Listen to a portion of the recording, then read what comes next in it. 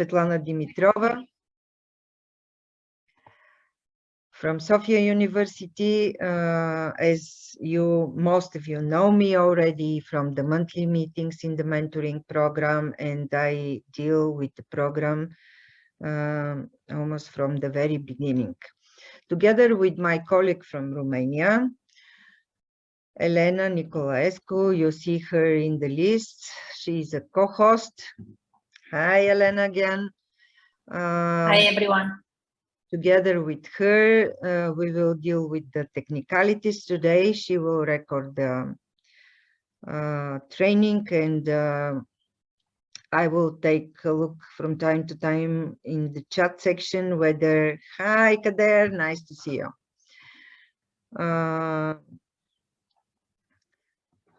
So all the questions that you ask in the chat, or when you are given this opportunity with the switched on microphone, will be answered by your trainer. He will spend some time after the training in order to ask others if they were not answered during the training.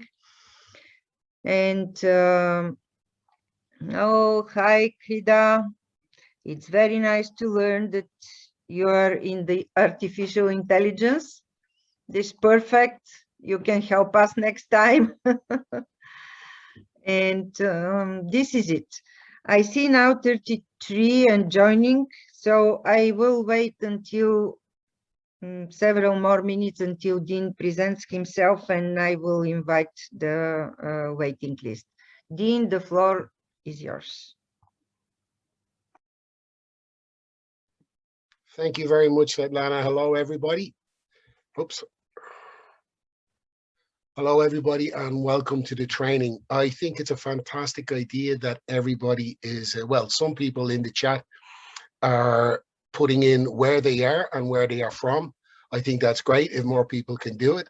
I see that Gatot Gunarso in Indonesia, he has already mentioned what we will refer to as an elevator pitch. So I'm going to start sharing my screen now. I was mentioning with Svetlana yesterday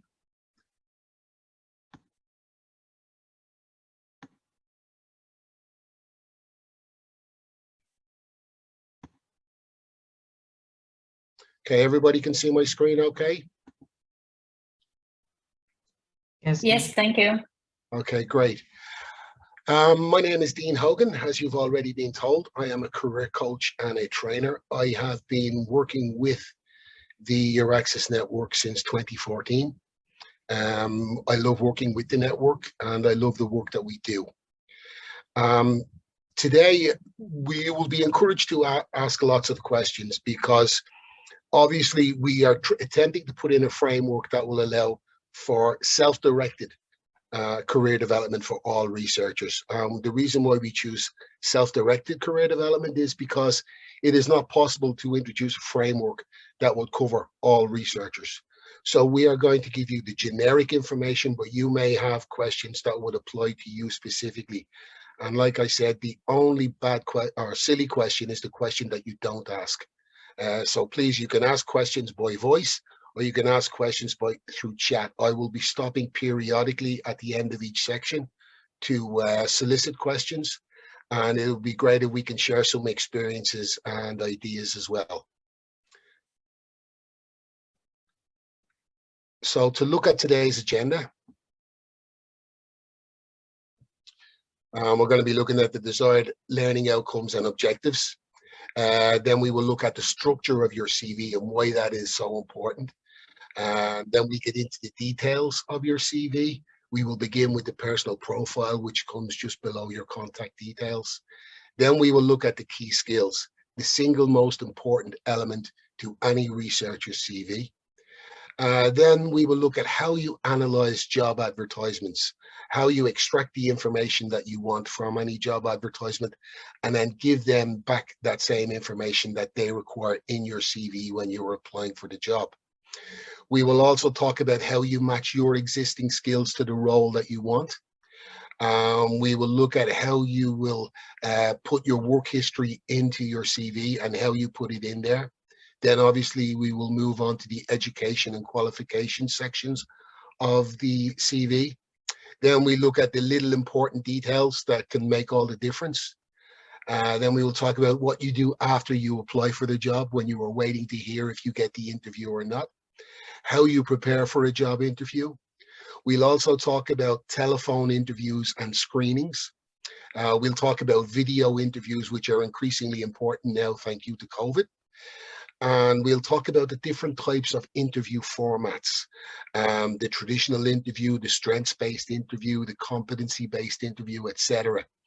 We'll talk about non-verbal communications and cues in interviews, which are really part of your communication skills and really important. And then at the end, we will talk about, we'll give you specific examples of the type of questions you will be asked in interviews and how we can reply to those questions or how we deal with them.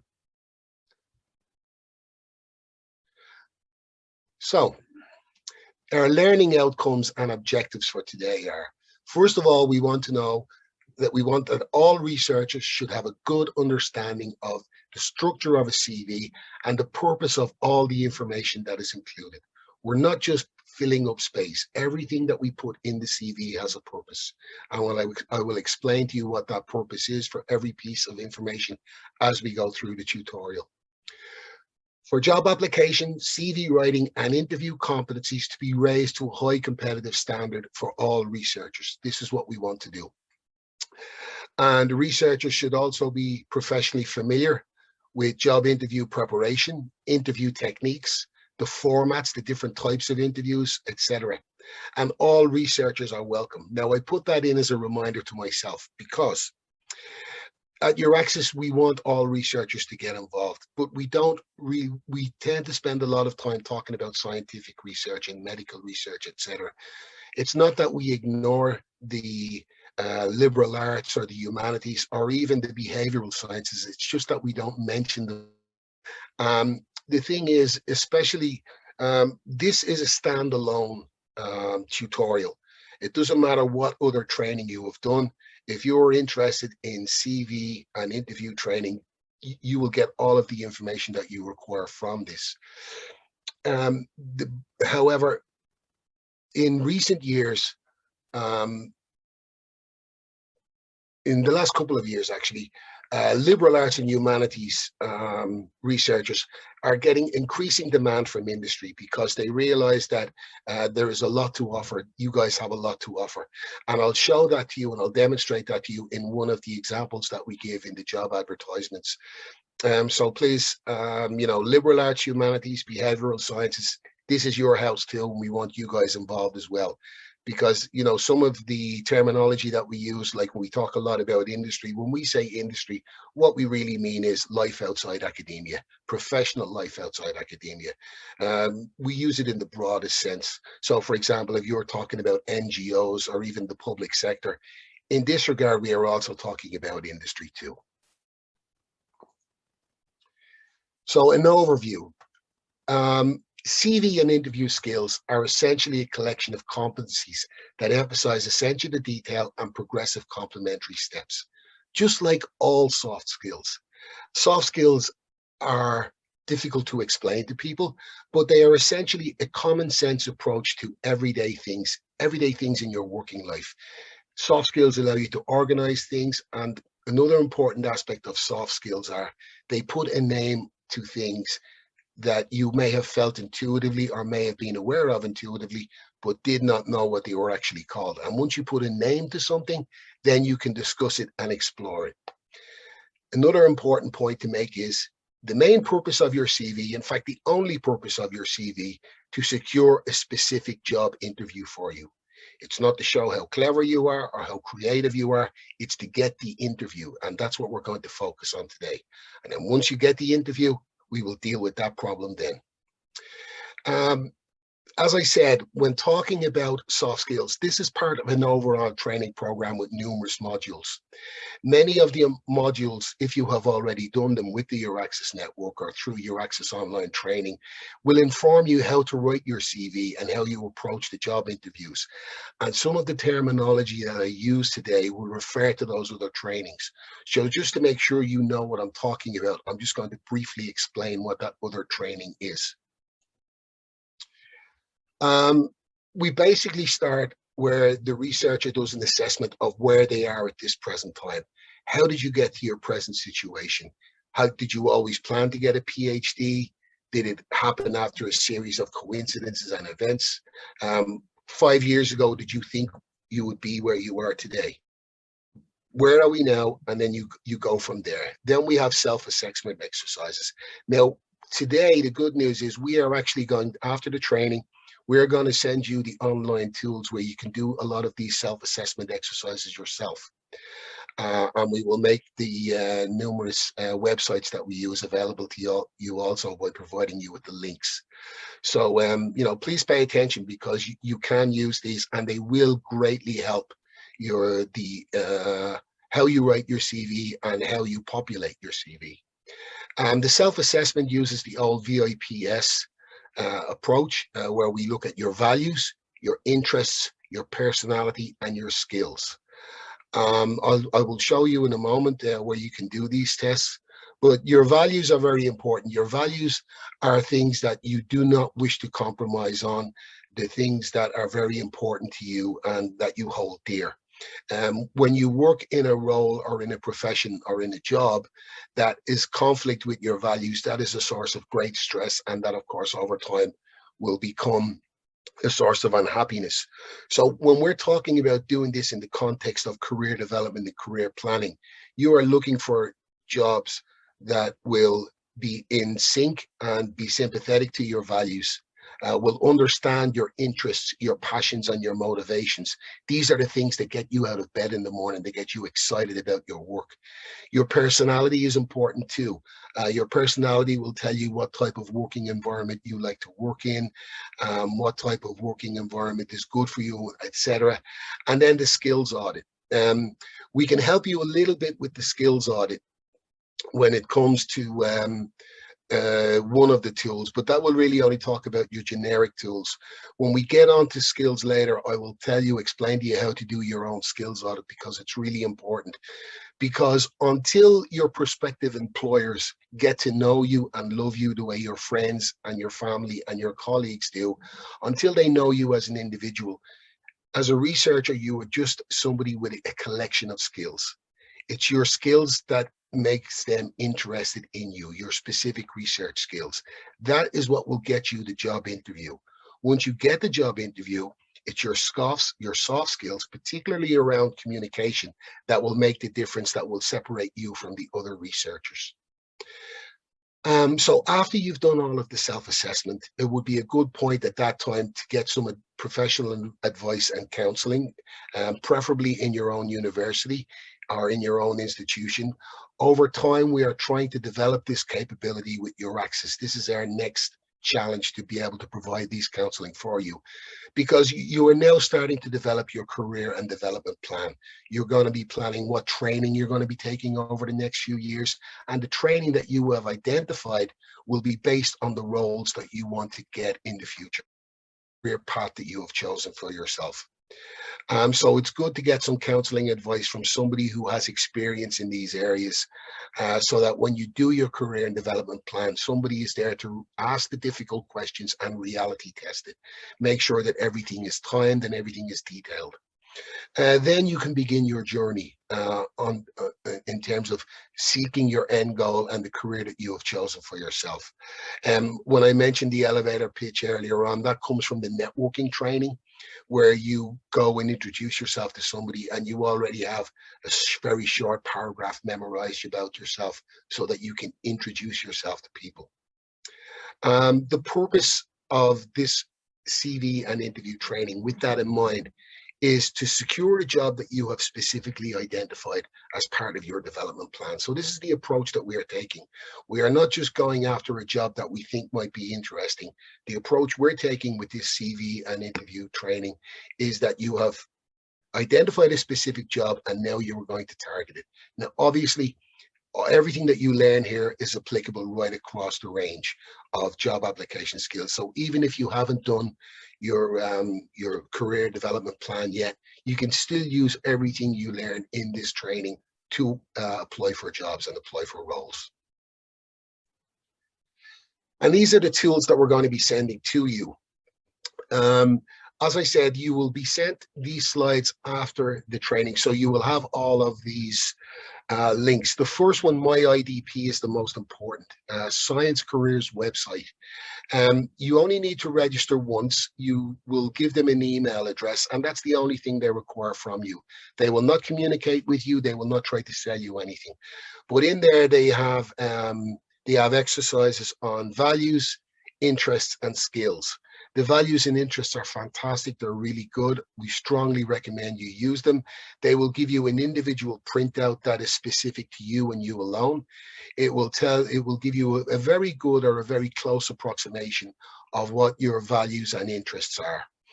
There's also a section for skills where you can do your skills, but it's not a full skills audit.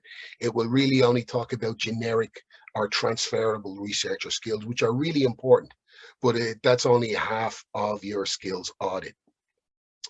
The next website is Psych Central. That's just to give you a personality test. I would hasten to advertise or emphasize that this is not a mental health diagnostic tool. It is just to talk about your personality in terms of your work preferences and the type of people you like to be around.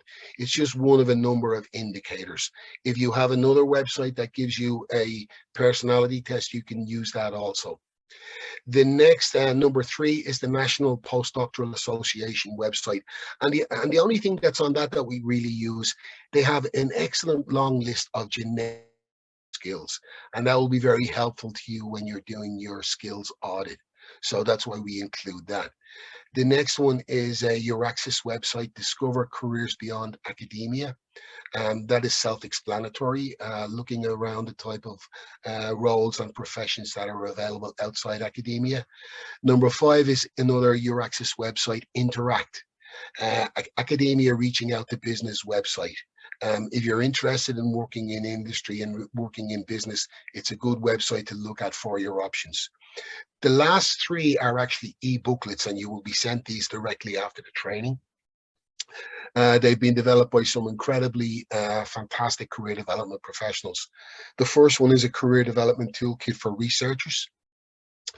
The second one is 10 career paths for PhDs. It's a neat booklet. It gives you some wonderful suggestions and gives you an idea.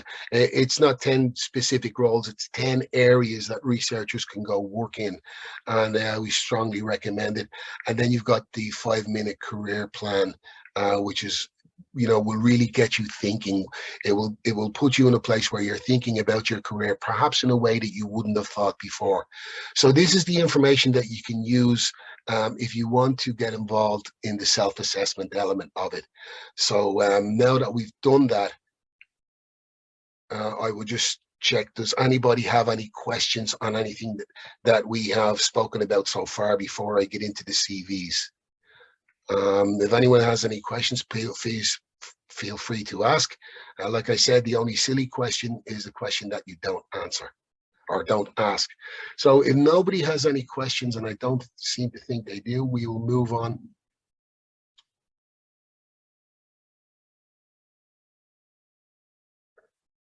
So the bespoke or tailored CV. Everybody has an up-to-date CV. Like if somebody says, oh, I need your CV, send it off, there's a job available. Most people have a standard CV available. This is not what we're going to do. Every CV that you have or send out needs to be tailored specifically for the role or position that you are applying for. And as I go through this training, you will understand why that is the case. And this is even more true if you are applying for a role that you have specifically identified as part of your career plan. You must tailor your CV specifically for the job you are applying for. Your CV. It's likely that your CV will be just one of many applying for any particular role, particularly if it's a job that you value and you really prize. There's a good chance that somebody else will value that job also. Large pharmaceutical and IT corporations, like I live here in Dublin. We have the European headquarters of companies like Facebook, Twitter, eBay. There's a whole Microsoft. They're all practically here in Dublin, mainly because we are English speaking. We have a lot of graduates coming out of university who can go work there, and we are the first stop in Europe coming from the United States. So from that regard, that is why so many of them are here. So because a lot of them are here, we get to go and work with a lot of these people. And a number of years ago, I took some graduate students out to Microsoft for a meeting with their HR people. And in response to one of our questions, they explained to us that when they get a pile of CVs for a particular role, they will spend no more than 4 or 5 seconds on the first look at any CV.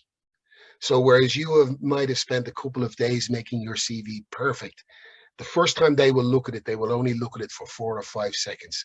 And for that reason, you need to make sure that they see what they are looking for in that 4 or 5 seconds. So you go from the early pile into the very possible pile. And so then the next stage of the reading, they will go right through your CV. And this is what I'm talking about. This is a standard layout for a CV that you will see. It's not very fancy. I've kept it very simple. At the very top of the page, you have the name of the researcher, and then you have the contact details. Beneath that, you have the personal profile, what I referred to earlier as possibly your elevator pitch. The personal profile is a short, concise paragraph. We'll speak about that in more detail in a moment. Then beneath that is your key skills. Now, you will notice that I have listed here in the key skills, they are all transferable generic research skills. But in reality, if you were applying for a role using this CV, you would also have some skills that are specific to your research area, skills that only a researcher of your type would have. They would be listed quite prominently there. And after the key skills, then you begin to lay out your work experience. So this is the general template. This is the top half of the first page of your CV. This is the most important part because this is what they will look at initially. And they want to see the skills that they are looking for under the key skills section. So when you're applying for a job, the first thing you need to understand is what and who the employer is looking for. The actual job advertisement will usually provide an excellent role description or guideline. So you want to extract as much information from the job advertisement as possible. The skills and competencies and the role profile contained in the job advertisement can then be compared against the skills list you will have compiled during your own skills audit. I'm just going to, for a brief moment, just do a sidetrack and talk to you now about the skills audit. I like to do it with a group of researchers in a room, but if you're going to do this on your own, here is what I'll explain very briefly. It's not difficult, but it helps if you have somebody assisting you. The first thing you do is, without checking anything else, get a piece of paper and write down all of the skills that you have that you can remember. Just write them down on a piece of paper. Now, most people usually end up with between 10 and 12 skills in that first list. But this is one of the good things about a skills audit. Most people have a lot more skills than they first realize. So doing a skills audit is good for your confidence. So the second step is, after you've written down that initial list of skills, is to take out your CV and look at every single job you have ever done. And this includes work outside of research, maybe jobs, part-time jobs when you were going to secondary school or when you worked as an undergraduate. It could have been a job in retail. It could have been a job in a service industry. They are all important at this point. Write every single job you have ever done down. Then what you do is you break down every job into the skills that are required for that. For example, if you have worked in the service industry or as a waiter or a waitress, for example, you can type into Google skills required to be a waiter and you will get a long, extensive list. If you have worked as a waiter, you can then add these skills to your list. The whole point is that you want to end up, when you've done this, is to have a list of about 30 different skills. And then you will break those 30 different skills into 4 categories. The first one, and the most important one from our point of view, is the motivated skills. These are the skills that you enjoy doing or using, and they are the skills that you want ideally to be using as much as possible in your everyday work. So these are your motivated skills. Very important that you write them down. You separate them from the other skills. The second area for skills are your development skills. These are skills that you enjoy using, but you haven't really had a lot of opportunity to use them up to this point, or they are skills that you think you would like to learn more about because they really appeal to you, and you think they are something that you could develop further in the future. Obviously, this tells you too that these are potential skills that you could apply for training in as well. The next list are burnout skills. These are skills that you don't like using, or maybe you have overused them and you don't want to use them anymore. And the final list would be skills that are not considered important or relevant at this time. Something like maybe you can ride a unicycle or juggle balls. They are still skills, but for this particular job you are applying for, they are not important. This is how you do your skills audit. So when it comes time for you to check a job advertisement against a list of skills that is required, you will have your own list of skills over to the side that you can compare against. Because your skills as a researcher are everything. Your skills are your passport to take you where you want to go. They will get you the job interview. And then after that, but for your researchers, always be on top of your skills, always be aware of what skills you might need in the future. So, as I said, the first item on your CV is your relevant contact information. This usually consists of your name, address, telephone number, and email address. Beneath your contact information, you will need to include a short personal profile. This is very similar, but shortened version of your elevator pitch, as I mentioned earlier. It should be short, a concise paragraph outlining your personal and professional characteristics in addition to your goals and ambitions. Ideally, you don't want to go above 200 words for that, 250 maximum. Include keywords that you have seen in the role description. If they're looking for somebody who is dynamic and a self-starter and a motivated, these are the type of action words that you then want to use in your personal profile. Hold up a mirror to what they're showing you and say, yeah, I am that person. Action words and descriptive words are really important in CVs. Your personal profile is an opportunity for you to define yourself to a company that you want to work for. Instead of them wondering about who you are, your personal profile will tell them. Now, I understand that if you haven't done a personal profile before, this can feel like a little bit of pressure. You know, how do you put a lot of information into a small paragraph? Well, don't torture yourself too much. A good way to do it is you can sit down and write your personal profile and don't worry about the length. Say everything that you want to say. And once it's written, you might have 500 words. That's okay. Then you will begin to shorten it. You know, what words do you not need? What sentences can be shortened? Are you repeating yourself in the same paragraph? Little by little, like a sculptor with a big piece of stone, you will eventually carve out something beautiful with your personal profile. So don't put too much pressure on yourself. Start large and then make it smaller and smaller. Show it to friends whose opinion you respect. Ask them, you know, how could I make this better? How can I make it more concise? How can I make it shorter? As you can see, this is where the personal profile goes on the top of the page. Like I said, over time, it will continue to get better as you hone it and make it more precise. So the next information on your CV will be your skills. I've already spoken about the importance of skills and why they are so important in job applications.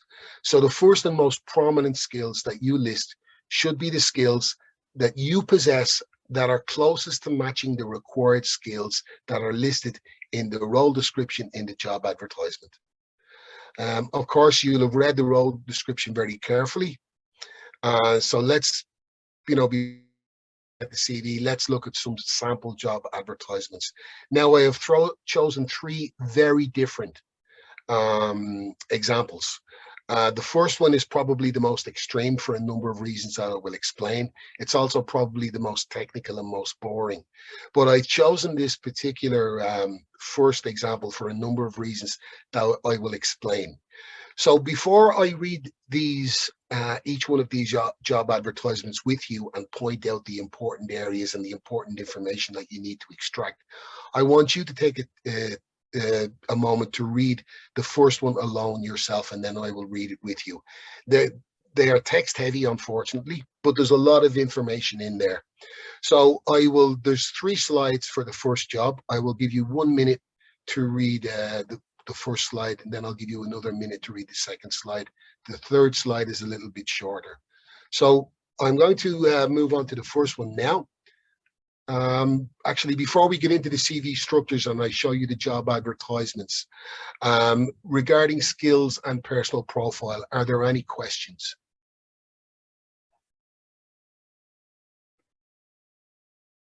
No, there's nothing in chat, so there's no questions on skills and personal profile. Professor Dean, yes, please. Yes.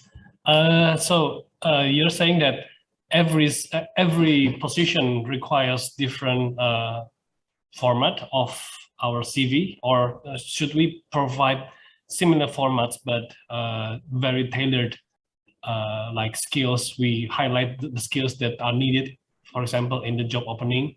Should we do that explicitly, like creating some highlights, or should we like put some standards? Yeah, that's a very good point you make. The format, as you say, the format is always the same. Now, of course, with the format, some people like to get a little bit creative, but it is the content that is changed. We tailor the content of the CV to the specific role that we are applying for, specifically around the skills that they are asking for and the experiences that they are asking for. There was a second part to your question. Could you repeat that again, please? Yeah, so should we put some highlight, like maybe like bold or italic format? Or yeah, I will mention that later on. The only things that you will put in bold and or italics will be the headings. For example, your job title, the name of the company that you worked for. You will see that when you get the template. When you're talking about actual information in paragraphs, you don't need to. If you need to highlight something that's in a paragraph, let's say, for example, when you get into the work history, you might have, if I go back to the CV here, I'll give you an example of what I'm talking about. Yeah, let's say at the first work experience role there, title of role you occupy. Now, I've only got 2 lines of description under there. In reality, that could be made, that paragraph could be 5 or 6 lines, because you will need to explain what experiences you had and what responsibilities you had. We will discuss this when we get to this section, but I'll explain it now in answer to your question. You will not put anything in bold there, because if you need to put something in bold there, then perhaps your paragraph is too long. You know, every paragraph on a CV should be concise.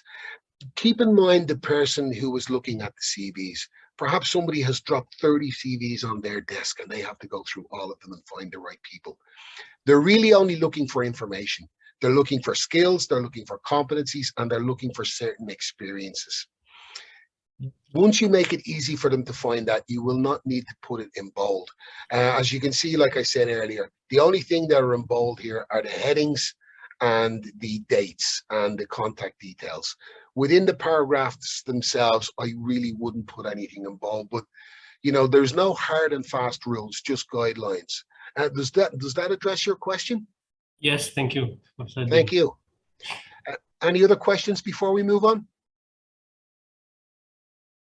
Okay, we're going to get into the job advertisements. As I said, please take 1 minute to read this. As I said, it is rather technical, but there are good reasons for this, and you will learn a lot more than you anticipate you will learn. So I'll give you 1 minute to read this first page, and then we'll move on to the next page.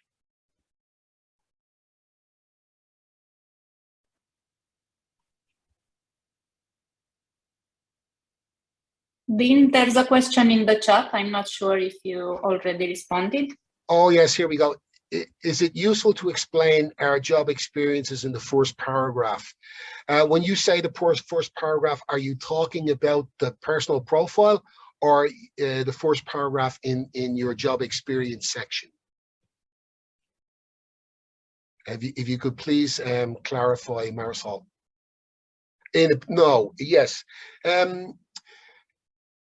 Okay, in the personal profile, should you list experiences? Probably not.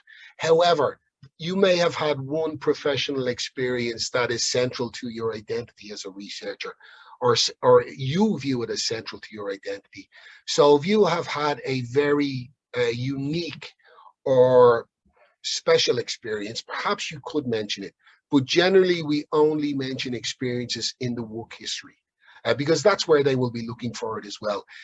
With that first view, the first sifting view, and they use the word sifting because this is how we pan for gold. We put the gold in and we shift it until everything else falls away and just the gold is left. The first thing they will look at is not your personal profile. The first thing they will actually look at is your skills. It's usually only the second time round that they will ask for you, or that they will look at your personal profile. So has everybody had enough time to read this first page? I do realize it's very dry. The other two examples are a little easier to work with and probably more interesting. This is very specific.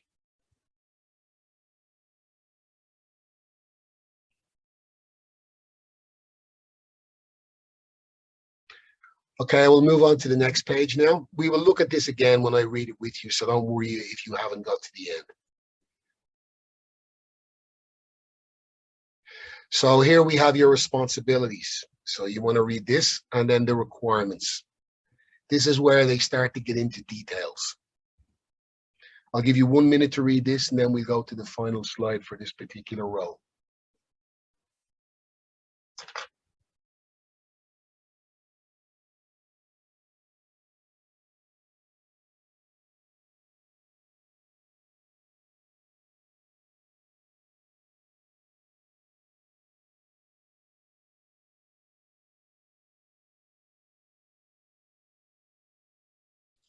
Somebody has asked, can we put a profile picture? This is a good question and I was anticipating it. Look, my honest answer is, and it's probably unprofessional, when I was 19 and beautiful, yeah, I probably would have put a picture on. But I suppose a lot of people think that pictures are not a good idea simply because they your picture can give a false impression of you. Really what's in your CV should do the talking for you. As far as the photographs are concerned, a personal photo, I think that's down to personal taste and also local custom. Like we have a worldwide audience here. There's people from all over the world. In this part of the world, it's not really done. You do see occasional examples of it, but generally speaking, it's not done. It's down to personal preference. I think if it's a job that you really, really want and it's something that you're very serious about, it's probably not a good idea. Let your skills and your capabilities speak for themselves. That's just my opinion. That's not a rule. Your date of birth. Yeah, that's not a good one either, simply because employers are not supposed to discriminate on age, gender, and a whole host of other reasons. So if you're putting in your age, perhaps you're giving a little bit more information than you need to give. And don't forget, think about your personal security as well. You know, if somebody has your name, your address, and your date of birth, especially if it's to a recruitment agency or to a company, you have no control over where that CV goes from there. So, you know, perhaps maybe putting in your date of birth along with a document that already has your contact details and maybe even a photograph too is probably not a good idea in that regard. So that's, again, my personal opinion there, but those are the reasons for my opinion. Okay, that's it for the chat for the moment, and we'll move on to the final page in this job advertisement. And that's just some information about the company Acronis.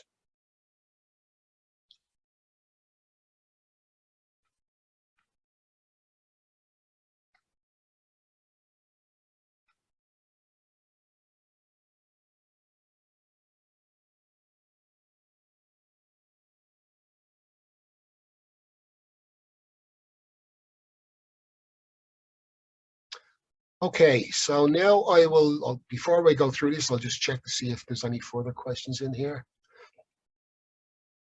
Okay, great. Now I will look through this with you, and I have, as you can see, this is an extreme example for a number of reasons. Everything is in red is something that will be useful to us when we're compiling our CV. So the first thing is, this is a threat researcher in cybersecurity. So straight away, this is probably not a great job for a young researcher because they do require experience. And this is the other two examples I've chosen are specifically for young researchers.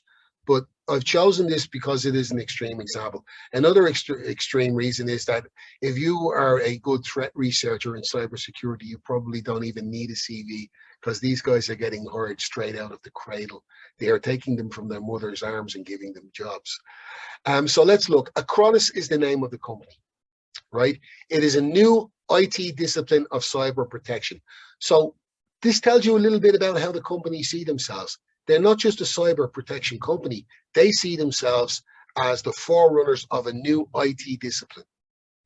It combines data protection and cybersecurity into a unique, they see themselves as unique and integrated approach. They have the Acronis Cyber Protect solution. It's a groundbreaking approach with innovative technology. So we're getting a lot of information here about how this company see themselves. They see themselves as the best. They see themselves as unique. They see themselves as solution providers. They're undergoing an exciting phase of rapid growth and expansion. They've received $250 million investment from CVC Capital Partners. Now, why, you ask, should that inform how I do my CV and how I approach the job interview? Stick with me and I will explain in a moment. Their challenge, and their mission is to protect the digital world. So they're almost like Marvel superheroes. So we are looking for an experienced and driven threat researcher. They want somebody who's experienced, and they want a self-motivator, somebody who lives and breathes this work, somebody who almost works for fun. Global cyber protection operations team. They have a global cyber protection operations team, and they will be fighting, not working, not struggling, but fighting against modern malicious cyber threats. And they want you to reverse engineer these latest threats by creating security definition. You're going to need to be an expert in cyber threats. You will also be working in the development of new threat detection technologies, and that includes automation and machine learning methods. So not only do they want you to be looking on the lookout for new cyber threats, but they want you to help them to develop software that will identify these threats automatically through machines and automation. And then in the final paragraph, it says we are looking for a member of our A team. Again, they see themselves as unique and as being elite. They're looking for a highly motivated individual who thrives in a fast-paced and high-volume work environment. They want somebody with a positive, can-do, never-give-up attitude. And this is a really interesting phrase. Do you play nice with others on a team? Now, normally in other job advertisements, they might say, you know, we want a good team worker. But here they say, do you play nice with others on a team? I think we all know from experience that the parent who puts their child into the play group and the last thing they say to the child is, now play nice, usually that child doesn't play nice. So what does this tell us? This is a high pressure environment. Let me give you an example based on the information that we have here. Let's pretend in this company it's Thursday afternoon. Everybody has just had a really nice lunch, and you get a stream of emails in from your clients some of your corporate clients have been hit with a new cyber threat.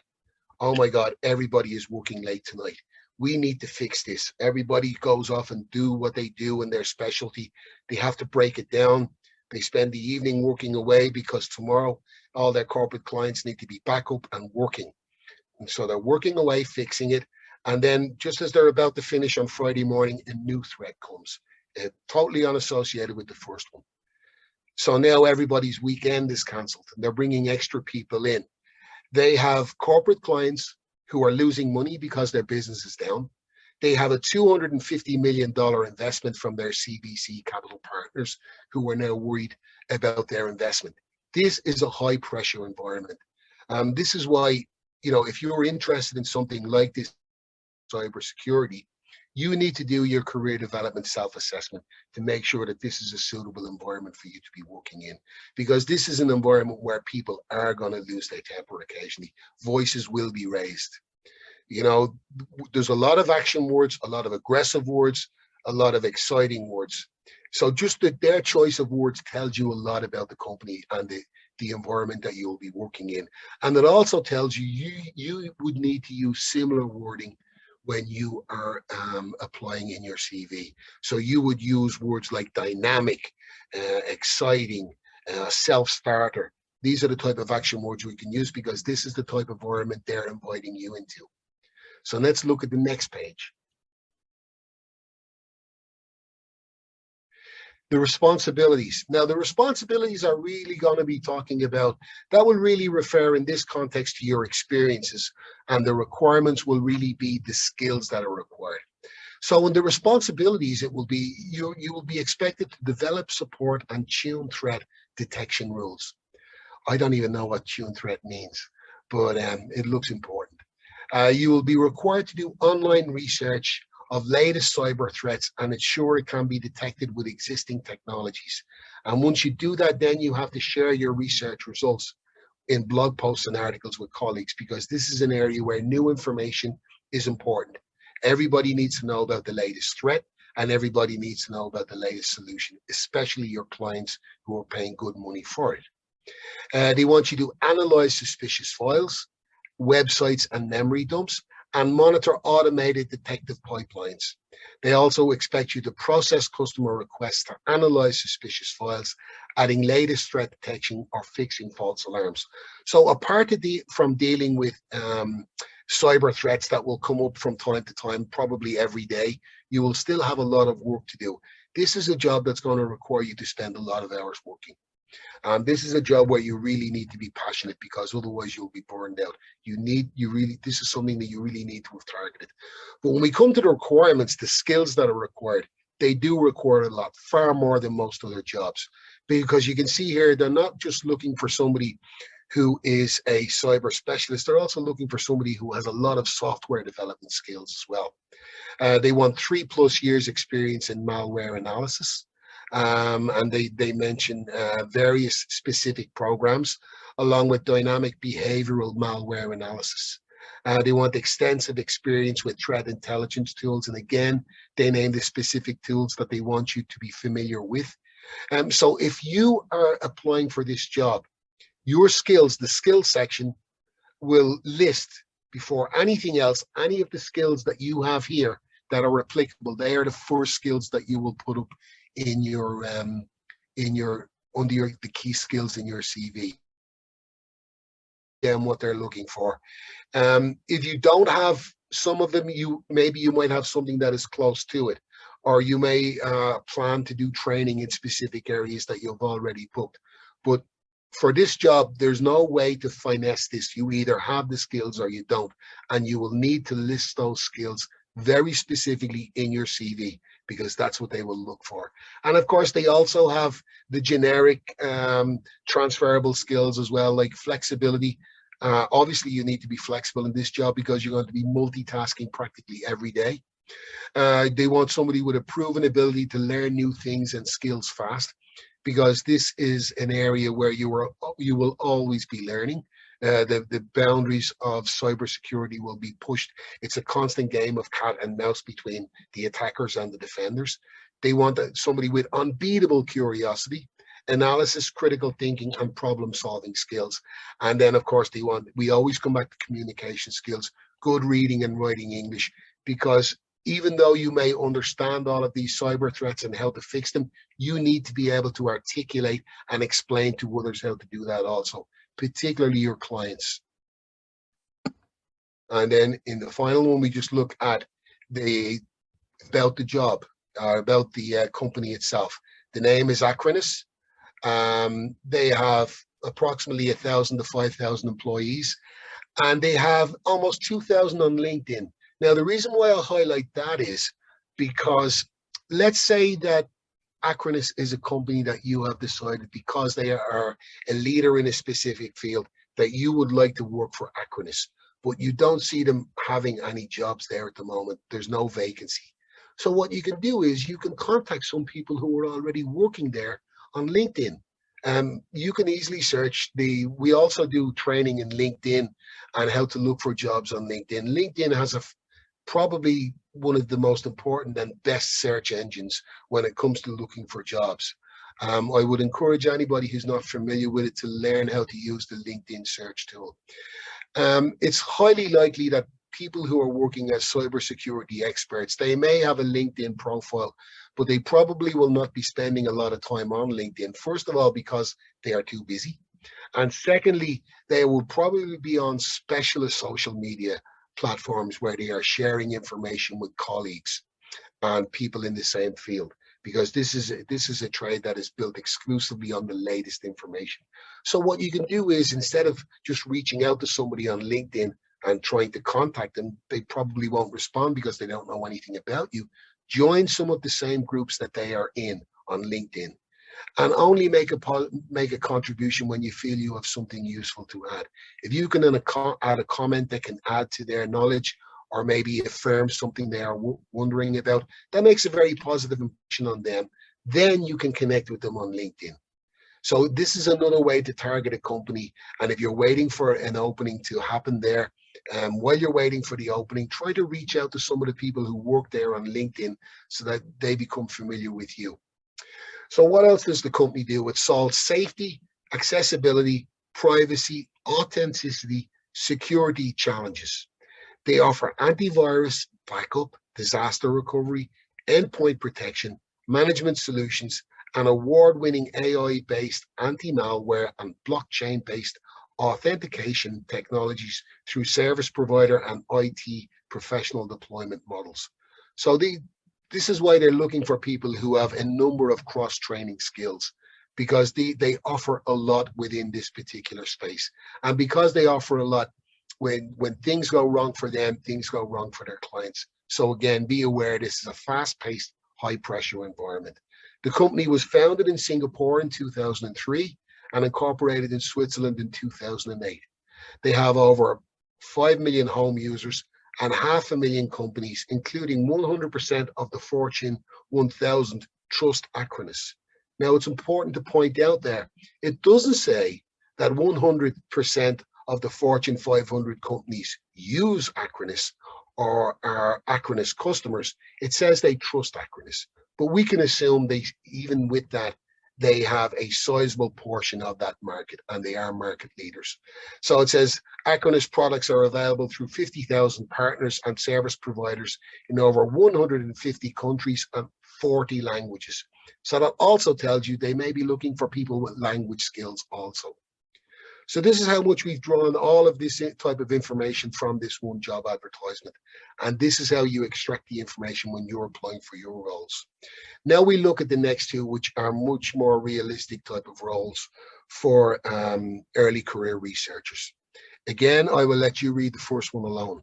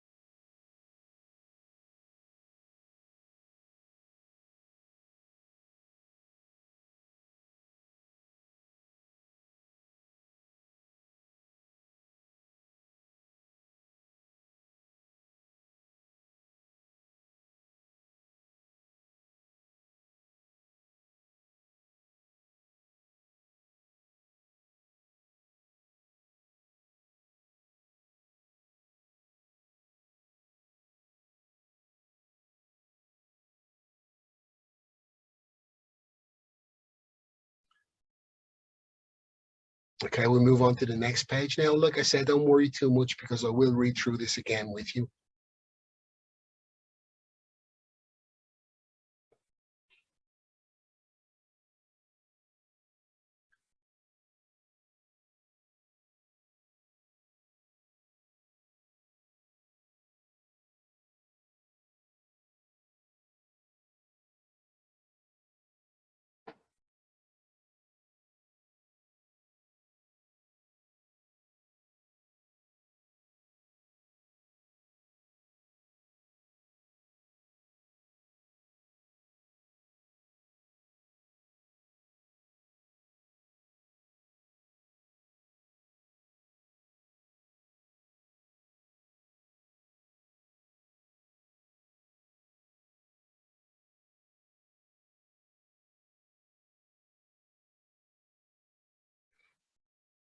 Okay, so let's move on to this again. Postdoctoral researcher at the Tyndale National Institute.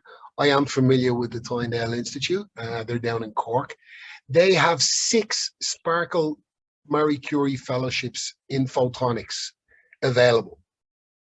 They're interested in becoming, they're asking if you are interested in becoming one of Europe's future photonics leaders. In the second line there, they have a bad grammatically constructed sentence. It's more like a typo. So let's read it. The Irish Photonics Integration Centre, IPIC, is one of Europe's centres of excellence in photonics. Okay, first of all, when you're doing your research, you need to see, is that a self-claimed, a self-titled centre of excellence, or are they actually an official centre of excellence? There's an important distinction. When you're doing your research, you should look that up. And they are on a mission to build the future through talent and technology.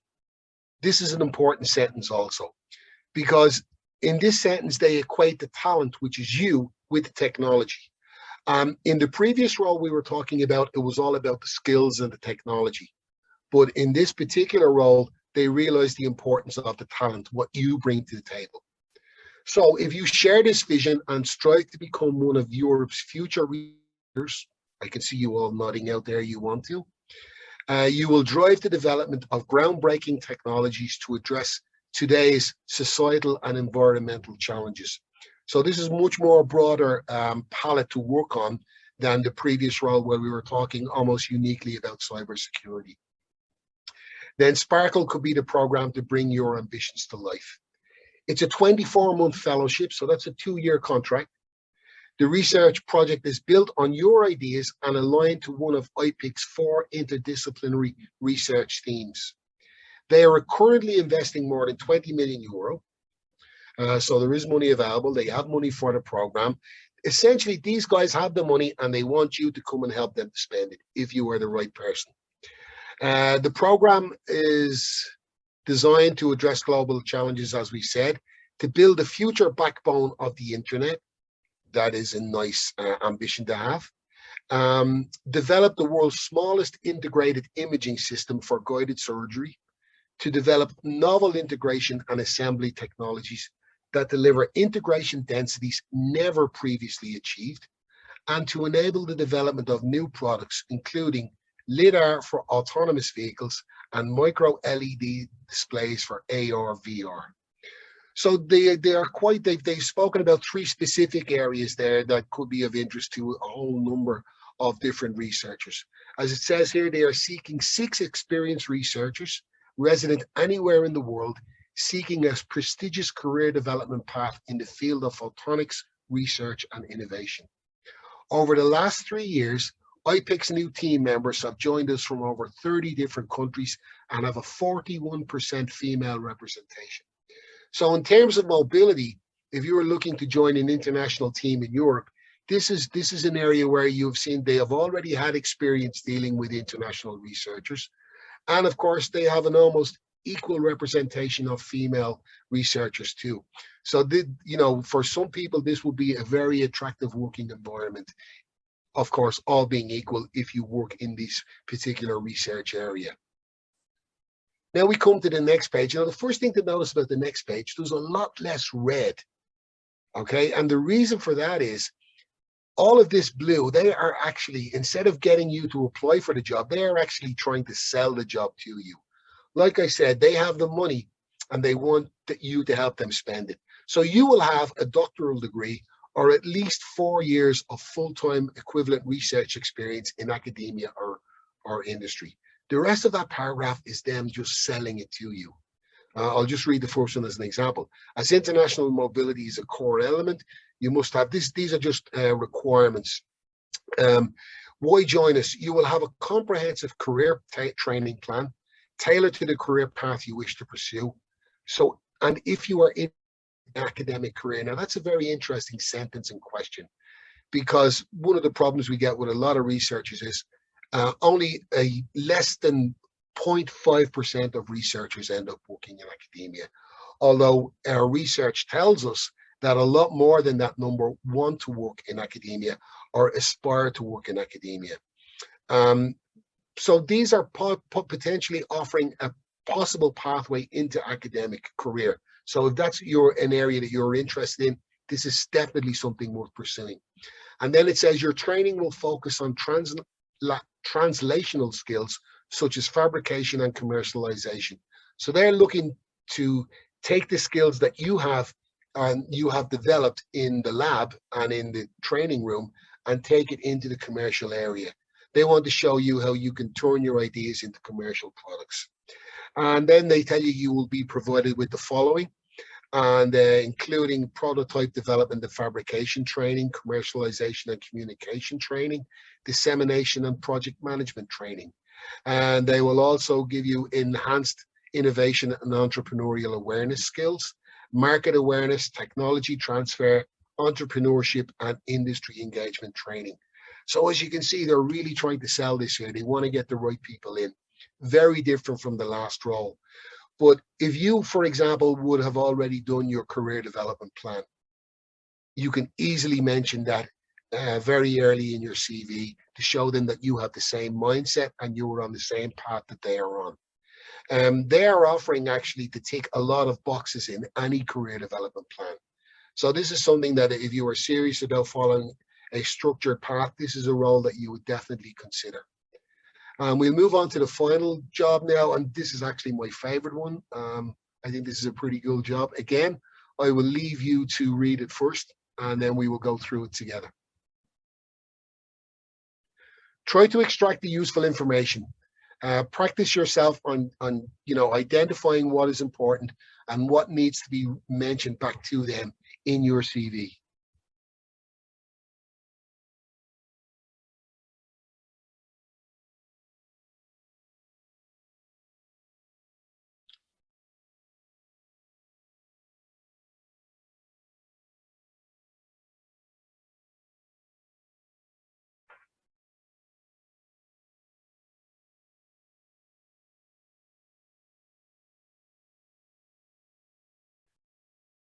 Moving on to the next page.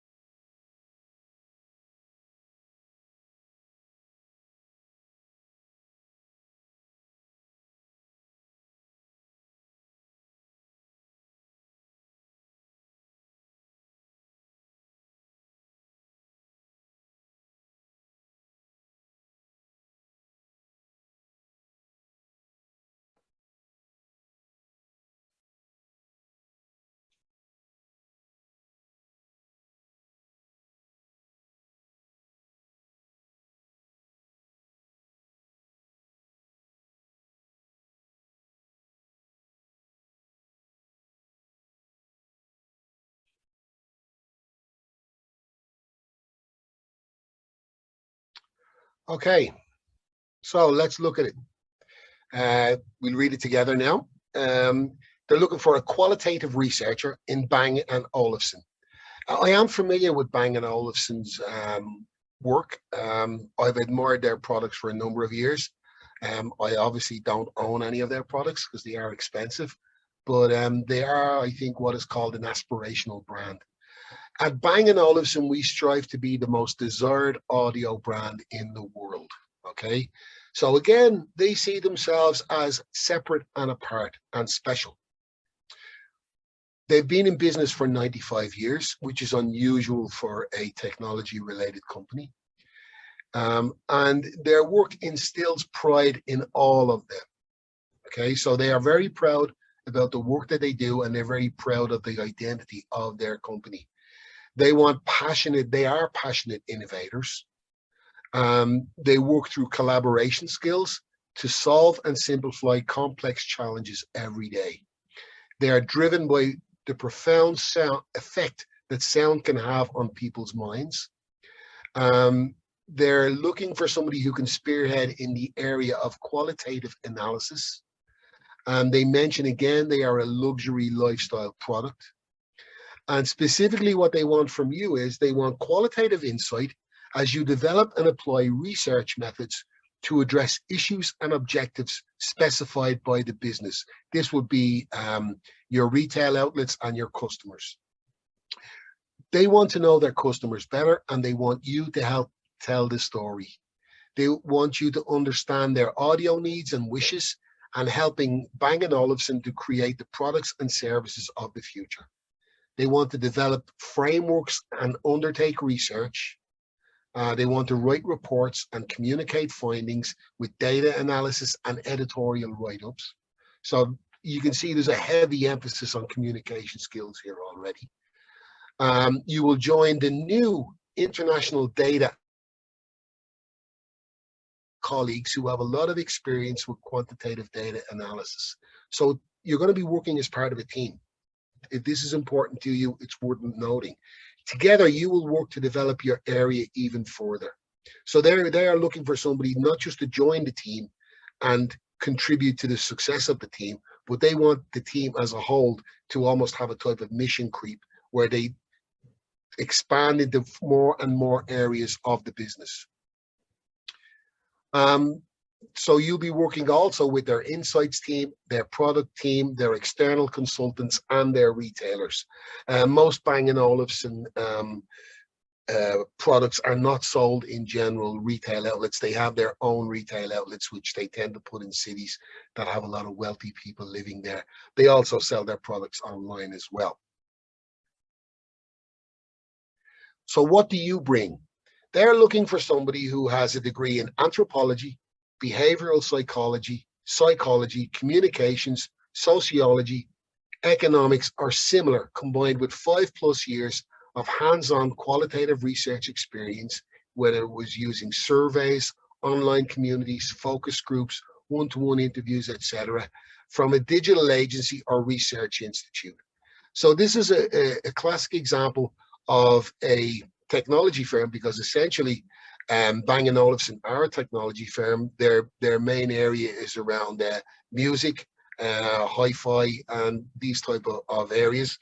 And they're looking for the right person with a liberal arts, humanities, or behavioral science background. So these people value what you can bring to the table. So they're looking for somebody with excellent communication skills and a knack for statistics. When you're working obviously with an international team and there's so much collaboration going on at different levels, communication skills are really, really important. They're looking for somebody with the ability to maneuver in an ever-changing organization that is undergoing a major and exciting transformation. They're looking for somebody to spearhead qualitative analysis in a complex organization with many stakeholders. They have approximately 1,000 employees. That makes them small, agile, and gives room for individual flexibility and decision making. This is how we work best. They have a flat hierarchy. So that tells you, if you like to work in a role where somebody is always explaining for you what to do and that is your preference, this is probably not a good area. Working within a flat hierarchy, they expect people to make their own decisions, to use their own initiative, and communication is open and trustworthy. They believe in constructive feedback. Sometimes it can be quite too honest, but constructive feedback is all. They say their leadership is based on a clear direction and facilitating collaborations across functions and borders. They really believe in cross-functional working. And when I talk about cross-functional working, what I mean is, for example, they would have a sound engineer working with somebody who does something completely different, maybe something working on the customer experience. This is cross-functional working, where people who have very different roles work together and share and combine their skills. And the last thing is, life is more fun when it is shared and experienced with others. Now, that's very different from, if you look back at the first one, that you must play nice with others. So for the first example that we use with acronyms, again, when you're looking at your application, you would be talking about using action words and dynamic language. With the second one, with the Tyndale Institute, where they're offering fellowships, what you would probably need to focusing on would be your career plan, how you have set your plan out for the future. And you obviously want to explain to them as well that you have a natural curiosity, because you want to find solutions and you want to use your research skills to find these solutions. Whereas in this particular role here, we're talking about the language of collaboration, the language of communication, and the language of group achievements. And so this is how, you know, every job advertisement is different, and every job advertisement requires different response from you. I hope that has been a little bit helpful. So when you come into that, then, so when you're looking at the job advert, you're looking at the role. What section of the job advertisement do they describe the role, and what words do they use? If they use descriptive words, you can use the same words back again in your CV. So what competencies, what knowledge, and what experiences do you have that are applicable based on the role that they have described? So it's not just your skills, it's your knowledge and experiences too. Make sure that you highlight these in your personal profile as well as in your employment and education history. The required skills. So like I said, if you've done your own skills list already, look at your own skills list and highlight those that match the roles, the skills that are required, or are close to the skills that are required for the role. As you notice, I use the word skills and competencies interchangeably. Next, list any related skills or experience that you feel could add value to the role. This is why I place so much emphasis on not just worrying about in the job advertisement what skills they're looking for. Read and understand how they describe themselves, because that tells you about how they see themselves and the type of culture. So if you have any related skills, or if you have any related experiences, an example, you may have actually worked when you were younger, you might have worked in a retail situation where you were dealing with the public. That would feed into your experience in working in Bang & Olufsen, because you at some point you will be expected to work with their retail staff also. So any skill or experience that you have had in the past, and this is why the skills audit is so important, because it reminds you of all the little jobs that you would have forgotten about that you've done before. You know, add those in. They all, you know, it's all an extra chance and an extra weight towards you getting the interview that you require. If there's still adequate space on your CV, you may list any other competencies that you feel have a relevance to the role, to the company, or to the organization based on the research that you've done, because obviously you're going to research any company that you're looking to work for. So before we finish on skills, are there any questions on skills or actually on the job advertisements themselves? And like I said, please feel free. The only silly question is the question you don't ask. You mean that we combine the skills, research interests not related to the role? What if it was a unique skill? Let me read this again to make sure I understand Ali's question correctly. Oh, okay, you would eliminate them. Not necessarily eliminate them, Ali. I'm talking about giving prominence to the skills that match. because every other skill that you have, maybe they might not be looking for it, but it does complement the skills that you have. And if you have a unique skill, obviously, yes, put it in. I would never talk about eliminating any skills, because somewhere in your CV, all your skills should be listed. For example, when you look at the skills section on the CV, as I showed to you earlier, you can put a large number of skills in there, but at the same time too, there's only room for so many. If you have other skills that don't make that list, make sure you include them in the job description in the relevant place. I would never talk about omitting skills or taking out skills, because every skill that you have is a plus for you. I hope that answers your question fully, Ali. And now we have another question from Dr. Menon. What should the average CV font size be of the text on the CV heading and normal text? We're going to look at that as well. I'll mention it, but seeing as you asked the question, 11 or 12, only professional fonts. And if you're wondering what a professional font, is, professional fonts are the fonts that we use in everyday business communication, such as emails. So you're talking about things like Arial and Times Roman, etc. Then there's another, I hope that answers your question. There's another question now as well from Sissoko Mali. Sissoko, Funmakin Sissoko in Mali. Hang on, your question got away. I have to go back there. Oh yeah, sports skills. Sports skills are important too, because they also tell a lot about you. They tell you that they say that you are energetic, and they talk about, it shows that you are focused and you are goal oriented. Your sports skills would tend to go in your hobbies, in the hobby section at the end. But if any of your sports skills in any way, for example, if you're a researcher and you add your sports skills to, for example, an outreach program where you're doing public engagement, that is something you can definitely put into your work history. But as I said, normally sports skills would go under hobbies. But there's no hard and fast rules, just guidelines.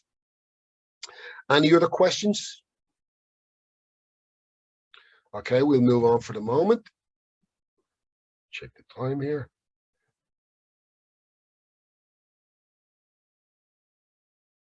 So the other thing you want to consider about, as I said, when you're extracting information from your job advertisement, how well do you fit in the company and the organization? What words do the company use to describe themselves? I know I'm repeating myself here, but sometimes we can drive home the point.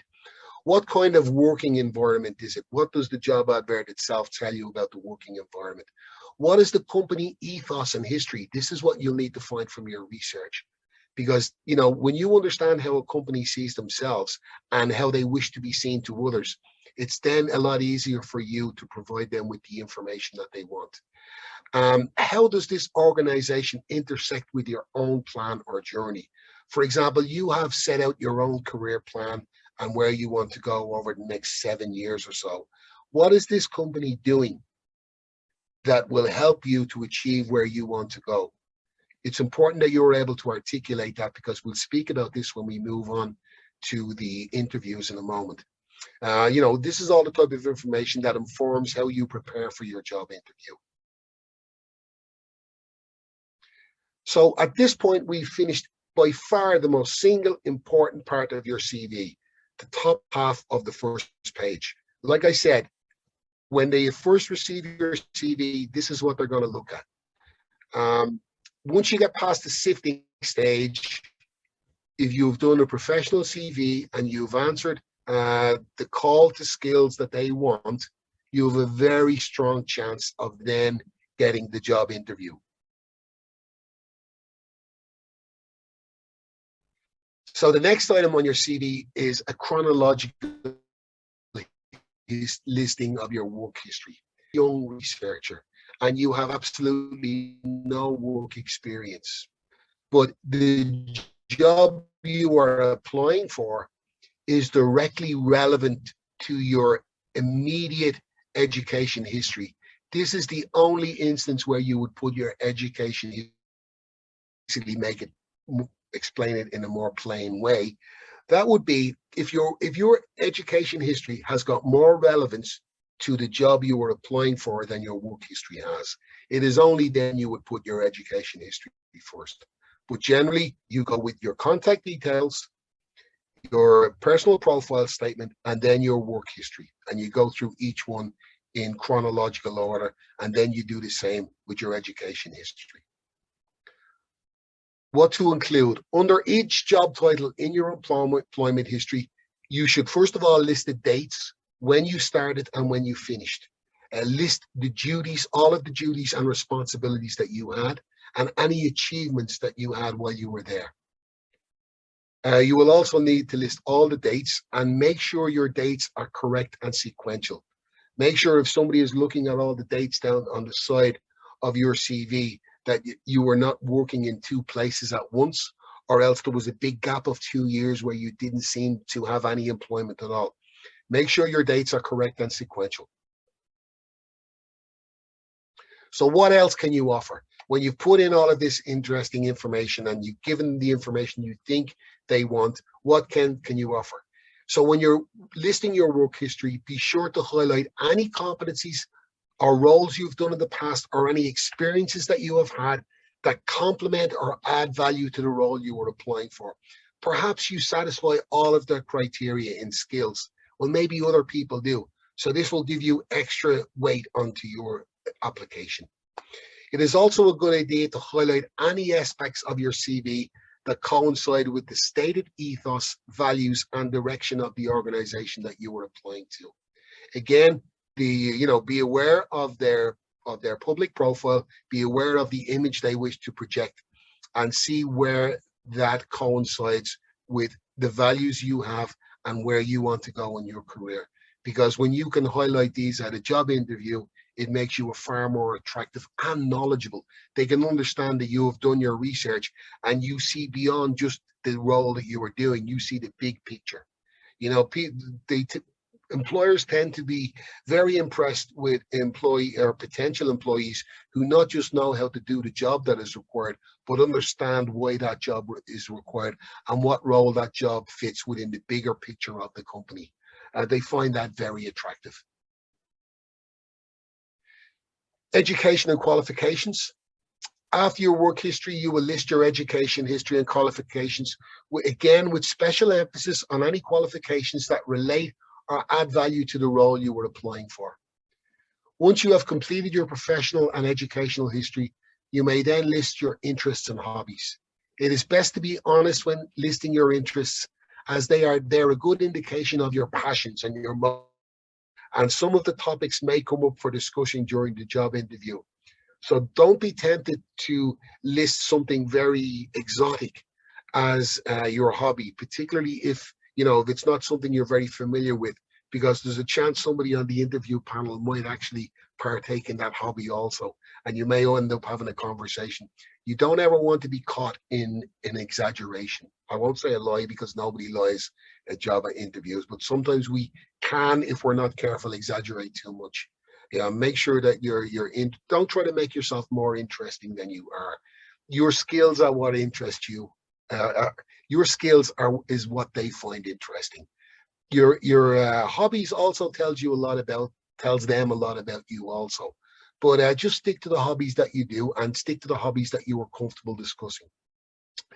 In addition to the ebooks and the slides that you will get after this presentation, we will also send you a CV template so you can see where everything is laid out, and feel free to use it and then add your own personal touches after that. Your references. It is no longer best practice to list your references on your CV. Again, because your CV can be passed around once you send it out. There may be GDPR considerations. So the last thing you write on your CV after your hobbies, you will write references or even excellent references available upon request. And there's a very good reason for this. You may be contacting professors or your ex-boss, and you may be saying to them, I'm going to apply for some jobs. Is it okay if I use you for a reference? And they will say, fine, yeah, that's great. I am happy to help you. If you put their contact details on your CV, they may be getting contacted by people that you don't know about. they should not be contacting your references until they are almost ready to offer you the job after you have done your interview. So it will be a situation where you have satisfied them that you were the right person for the job, and now they just want to check your references to make sure that you are the person you claim to be. So we don't want the people who are going to be taking phone calls on our behalf to be bothered unnecessarily.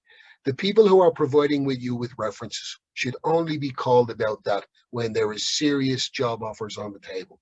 Other than that, you are just wasting their time, and they may not want to be your reference any further. So make sure they are not bothered unnecessarily. Lastly, the cover letter. We're not going to do anything about a cover letter in this particular training for a couple of reasons, but the main reason is that the cover letter is no longer really fashionable anymore. Although I do recognize that in some cultures, and we're talking about different cultures with a worldwide audience, different cultures and different practices around the world. Normally you would send your CV in with an email, and the email, you might write something like, I was very excited to read that you have an opening in such and such a position. It has long been my ambition to work in this area, and I would greatly welcome an opportunity to discuss what I can offer you in an interview setting. Please find my CV attached, and I look forward to hearing from you. That would essentially be it now. As I said, however, in some countries it may be different. You might still do cover letters, but there's a lot of advice available around cover letters. So you don't need me to go into that now here. The details of your CV, and this is a question I think somebody asked earlier on. Try to limit your non-academic CV to 2 pages, 3 at the most. Okay, we will take a break after this slide, guys. I know we're into the coffee break now. I won't be talking about academic CVs because it's not an area which I know a lot about. I really do non-academic CVs. But ideally, again, think of the person who has to go through a big pile of CVs, everything about your work history, and you should be able to get it in 2 pages. The CV should be clearly laid out and easy to read. Don't be afraid of white spaces, big white spaces. It makes it easy for them to read again. You might feel, oh God, if there's white space, I could put in more information. It is possible to put too much information into a CV. If you put too much information in there, it makes it difficult for them to find the important information.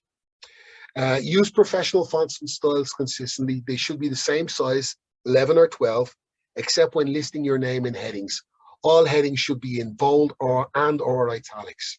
All bullet points and paragraphs need to be consistent, plain, nothing too fancy, and aligned. Your CV must be accurate in content, spelling, and grammar. Please have somebody double check your spelling and grammar in a CV. I have sat on numerous interview panels, and I have spoken with numerous people who are employing, and some people they will dismiss an application sometimes for a spurious reason. Some people have a really big problem with spelling mistakes. They think if you can make a spelling mistake in your CV, how are they going to trust you to do their research? So make sure there's no spelling mistakes. 7 out of every 10 CVs received by some high profile organizations contain spelling or grammar areas. Now, what does that say about your motivation? If you have a lot of errors in your CV, or even 1 or 2, what does that say about your motivation? And what does that tell the employer about you? It's an avoidable mistake that we really should stay away from. So I think this will be a good point to take the first coffee break, and then we will be moving on to the job interview section. Is that okay for you, Svetlana? It is, for you guys, it is 11:34 now. We will come back at 10 minutes past 12:05 in 30 minutes for coffee, okay? Thank you, everybody. 30-minute break.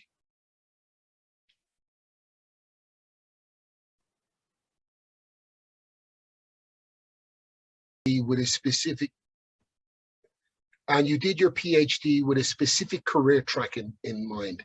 So let's say once you finished your PhD and you needed to go in a specific career path, but you were unable to get the the type of role or work in the area of research that you have targeted. You may take a research role, a contract, working in a related field. And maybe after 6 or 9 months, you might see a job become available that is exactly what you are looking for. Well, at that point, your educational history up until the point of completing your PhD is far more relevant to the role you were applying for than maybe the work you have been doing, even though it is, you know, related in the previous 6 or 9 months.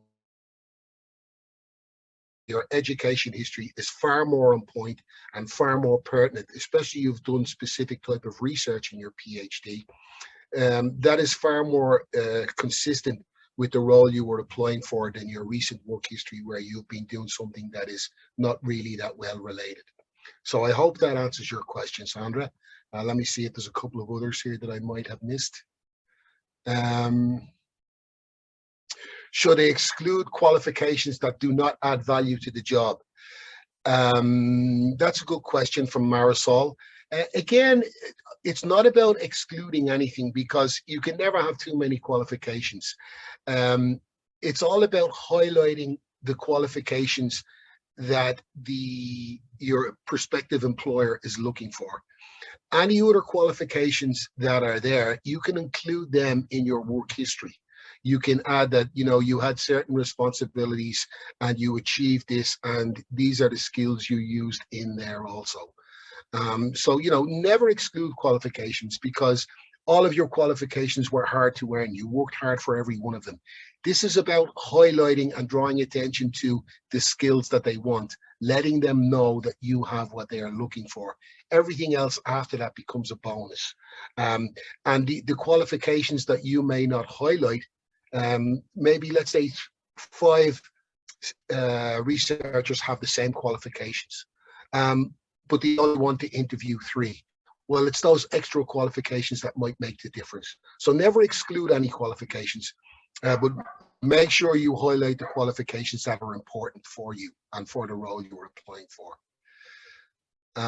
What else do we have here? I think that's it for the moment. My friend Irfan from Thailand has asked about the presentations, and I see Svetlana replied to that. I met Irfan on LinkedIn last week when I was downloading the sample job advertisements. He told me he was looking forward to the training today.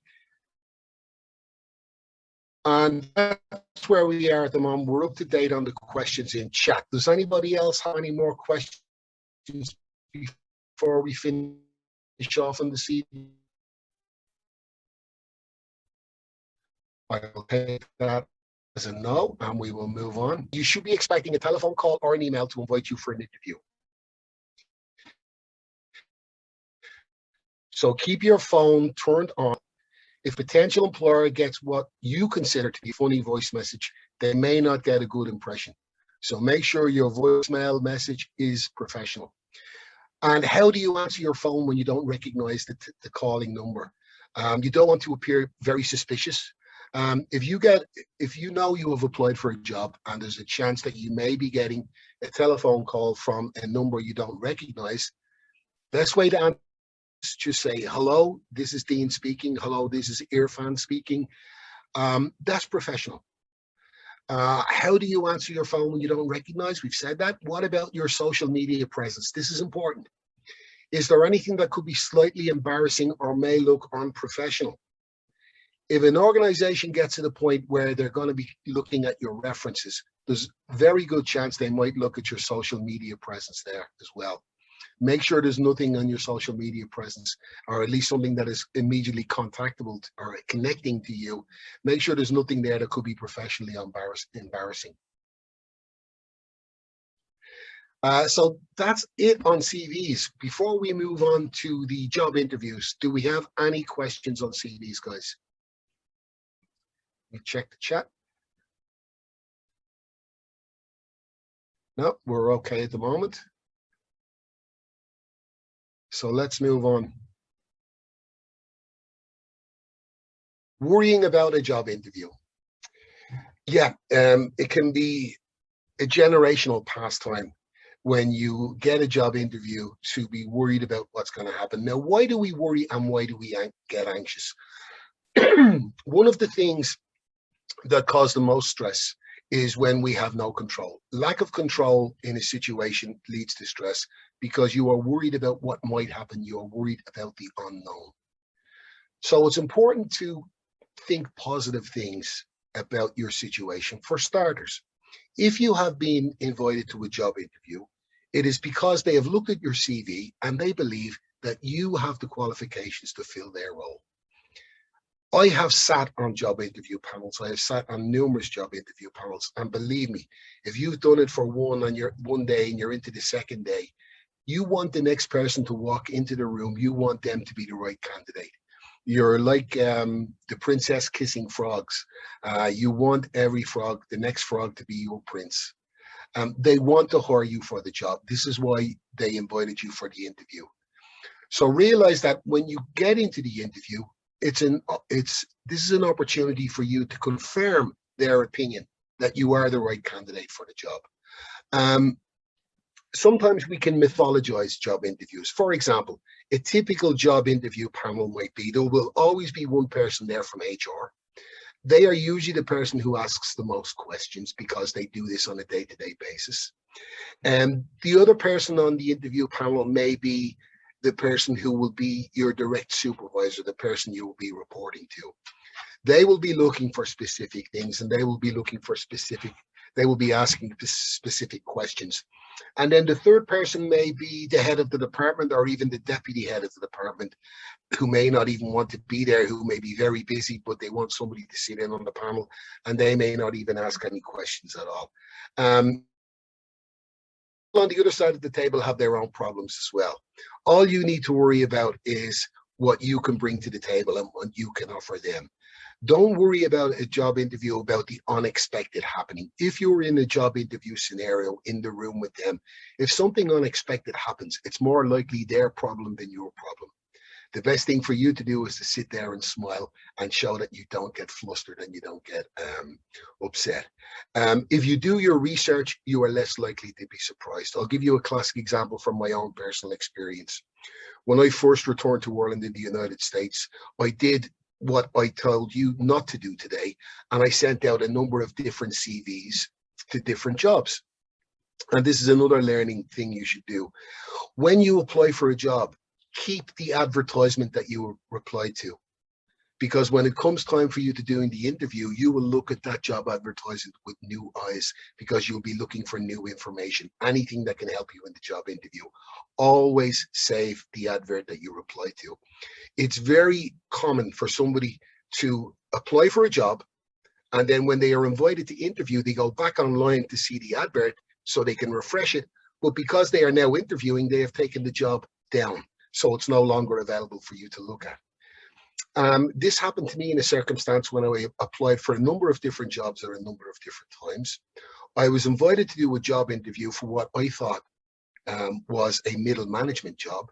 And when I walked into the interview room, the whole board of directors, approximately 12 men, much older than me, were all sitting around this huge table. Obviously, the first thing I thought was, God, I wish I could see that job advertisement now. And then my knees turned to jelly and my brain turned to water. It was not a good interview because I did not do my research and I did not prepare correctly. And that is why I was surprised. So if you do your research and you're familiar with your job advert and you're familiar with your own CV, you should not get any unpleasant surprises during the job interview. It is the fear of the unknown. Sometimes when we ask people, you know, what is your biggest fear about a job interview? They will say, oh, my brain will freeze up and I won't think of the right answers. Your brain won't freeze up simply because they are asking you about yourself. They're asking you about your experiences and your skills. You're going to be talking about yourself. Once you always want to appear calm, confident, and relaxed in a job interview. It's okay to be nervous. And if you are nervous, you can actually puncture that nervousness just by telling the job interviewers with a smile on your face. Just say, oh, I've been looking forward to this interview. Thank you for meeting me. I'm a little bit nervous today. They expect you to be nervous. Most of the candidates will be nervous. Don't make something bigger than it needs to be. Just keep it under control. So preparing for the interview. During an interview, your prospective employer will look for evidence of your skills and competencies. They will have already seen this. They want to know, can you do the job? So during the interview, they will ask you to talk about how you use your skills and how you use your competencies. They want you to confirm what they have read in the CV. The next thing they want to know is, will you do the job? They want to know about your interests and your passions and your motivation. Yeah, you might be qualified to do the job, but are you motivated enough to do it day after day, week after week, month after month? And then the last thing they want to know is, will you fit into their organization and will you fit in with the team that you're going to be working with? So that, this is where you will talk about your personality and your values, and if you match their ethos and their culture. Again, thinking about the advertisement examples that we used, think about the very different culture in Akron, where they're doing cybersecurity, and compare that to the team ethos and comparatively relaxed atmosphere in Bang & Olufsen. And then also think about the job opportunities we talked about in the Tyndale Institute, where it was all about bringing in the right talent and helping you to flourish as an individual. So these are the three things they look for. Can you do the job? Will you do the job? And will you fit in? Those are the three criteria. These are the three bullseyes that you want to hit. The better prepared you are for the interview, the more confident you will feel, and the easier it will be to answer the interview questions. So that means you're going to be less likely to be surprised. You won't always know what questions you're going to be asked, but there's different type of interviews. So there's the traditional interview, and we will go through each of these individually. You've also got the competency-based interview, the strengths-based interview, and the telephone and video interviews, which can be used, as we know now, since the advent of COVID.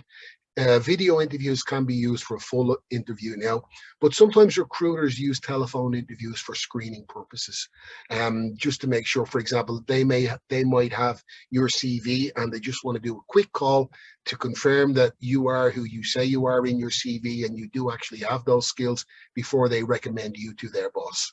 They want to make sure they don't look bad.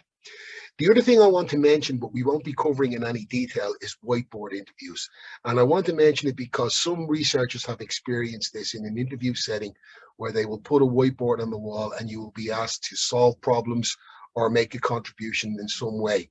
And this also has now bled into video interviews where you might be sharing a screen. I'll mention more about that when we get to that section. But this is something to keep in mind again. Again, if you're aware that this might happen, it won't be such a negative surprise if you walk into the room and there's a whiteboard there, and you will be asked to participate. Now, so let's do the telephone interview or screening first of all. Now, I'll be honest.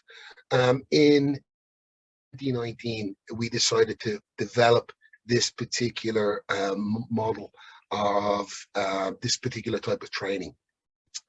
And what we did was we planned it, and then around January of 2019, we began to put it together. And at that time, there was only two types of interviews.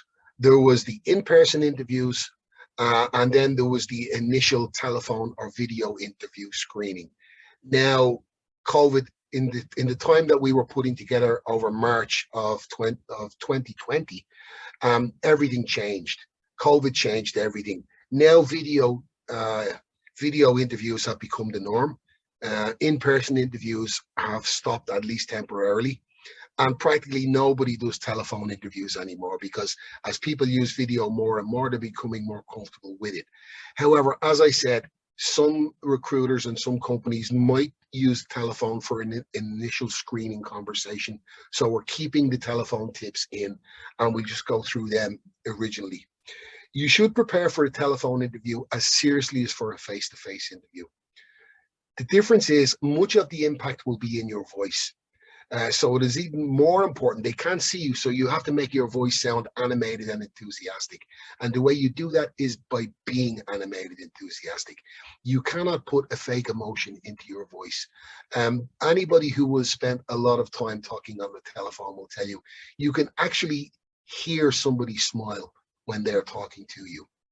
It comes across in your voice. There's a slight change in tone.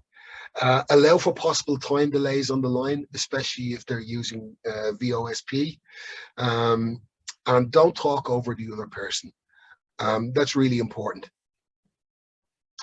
Telephone tips: ensure you have a suitable environment where you won't be disturbed. One advantage that you have over an in-person interview, on a telephone interview, you can have your CV right in front of you, so you can read it while you're talking. Practice with a friend before your phone interview. See if you're talking too loud, see if you're talking too quickly, make sure you're articulating your words correctly. Prepare a smooth opening. Prepare an opening statement where they might say, hello, great, I'm glad you had time to sit and talk with us today. And you could say something like, yes, I've really been looking forward to this. The area that you work in is particularly interesting for me because, and you tell them about your research expertise and your research skills, and that is your smooth opening. And lastly, avoid distractions. Don't drink, eat, or smoke. All of those things will be audible. The other person on the other end of the telephone can hear that. So, you know, it sets a bad example and it gives a bad impression. So that's basically it for telephone tips. Do we have any questions on telephone interviews? Any? Just check chat. Okay, no questions there. So we will move on to video interviews.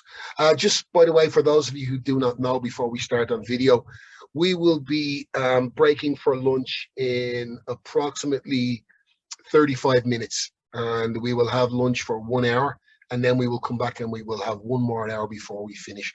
We have adequate time to cover everything we need to cover today, and we will also have time for questions too. So let's get into the video interviews, becoming increasingly important. And until COVID is finally gone, this will be the center of your universe for job interviews. So you really need to know and understand what needs to be done. The first thing we look at is the technical side. Test your tech before a video interview. Make sure your camera is working on your computer, make sure your speakers, your mic, and make sure your Wi-Fi is dependable. The other thing you need to worry about if you're doing a job interview by video from home, will there be a high demand on your Wi-Fi at the same time as you're scheduled to do the job interview? Will somebody else in the building, will they be streaming video, or will they be downloading a lot of information? Talk to the people who will have access to your Wi-Fi. Make sure you have a clear run and nobody will be clogging up your Wi-Fi at the same time as you're doing your job interview. Most job interviews don't last any more than 30 minutes, maybe 45 minutes at a maximum. So it's not a lot of time to ask for your family or roommates to help you while you're doing an important job interview. If your Wi-Fi is not dependable, you can use an Ethernet cable and plug straight into your modem. That should give you a better signal and more clear video and audio. If possible, have a backup computer or a device such as a tablet on standby in case you have problems with your computer. Again, like the telephone interview, you want a do not disturb environment. Ensure that there's no messaging apps or software on your computer that will have pop-up messages during the interview that will interrupt you. And the same, you don't want your screensaver popping up halfway through your interview either. So make sure these things are taken care of. And just in case the Wi-Fi fails completely, make sure that you've practiced logging onto your phone hotspot in case of Wi-Fi failure. Also too, we will talk in a moment about your location and your background for video interviews. So make sure that your hotspot works in the location you're going to be doing the interview. There's no point in checking it in another part of the house, and then when you're sitting where you want to do the interview, your hotspot is not working as well as you would like. So these are things that you need to check before the interview. During the interview, in terms of presentation, use the computer instead of a phone. It sends a better message. A phone, especially if it's handheld, can be unsteady. It really prohibits any meaningful screen sharing as well. So when, if at all possible, use a computer and avoid using a phone for video interviews. Find out what platform the interview will be on. Very, very important. So you can practice on that platform. How familiar are you practice screen sharing, practice muting, etc. You can also practice, and it's really important when you're doing a job interview, practice looking at the camera. Have the camera at eye level. Instead of looking at the screen, you need to be looking at the camera because you're actually talking to a person. Make sure that they can see your eyes when you're speaking. It makes you seem more genuine and more authentic. We all have a habit when we're talking. We do so much video conferencing that we look at our screens all the time like this. Make sure you're looking at the camera. Now, obviously, you're going to have headphones in, and it is a very normal human reaction when you are listening carefully to a question to look to one side. That's permissible. You don't want to be staring at the camera all at the time because then you might look a bit crazy. But when you are speaking, make sure you look directly into the camera. Smile a little more than you normally would. And there's a reason for that. We all look more passive on video than we really are. So you need to be a little bit more animated on video. So smile more than you normally would. Use hand gestures a little more than you would. And this is important where you practice with an honest friend who will give you real feedback, because perhaps you might be a little too energetic, you might be waving your arms around too much. But you can also practice your stories. You can practice answering specific questions that we will get into. And you can also practice asking your own questions, because the beauty about a lot of these platforms is you can record your practice session and then look at it again later. You will find it very instructive. Don't be too hard on yourself. Everybody is very, very judgmental when they're looking at themselves on video. We always look a lot better to other people than we think we do. So don't be too hard on yourself. Just when you're looking at the recording of your practice sessions, look out for obvious signs that I have mentioned here. Avoid a cluttered or busy background. Make sure there's no movement behind you, because that will be distracting to the interviewers. Have straight on lighting, preferably in front of an open window where the blinds are across and the light is coming in. If you have light just from either side or from the bottom or from coming up from the top, that can make you look a little bit sinister. If you just have light from the back, there's a chance that the people on the computer and the other computer will only see a silhouette, and you will look like you're in a witness protection program.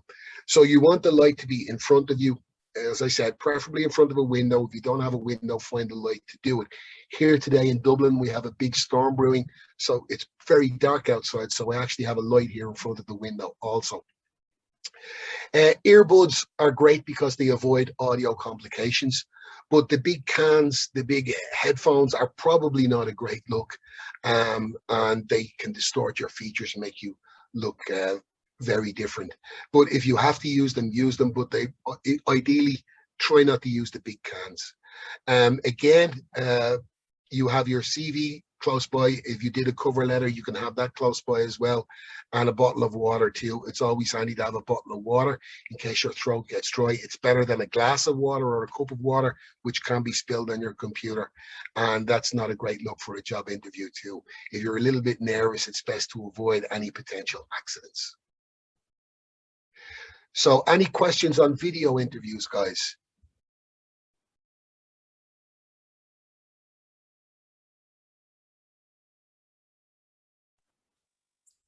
I don't see any more. Enas would like to take the floor. Please.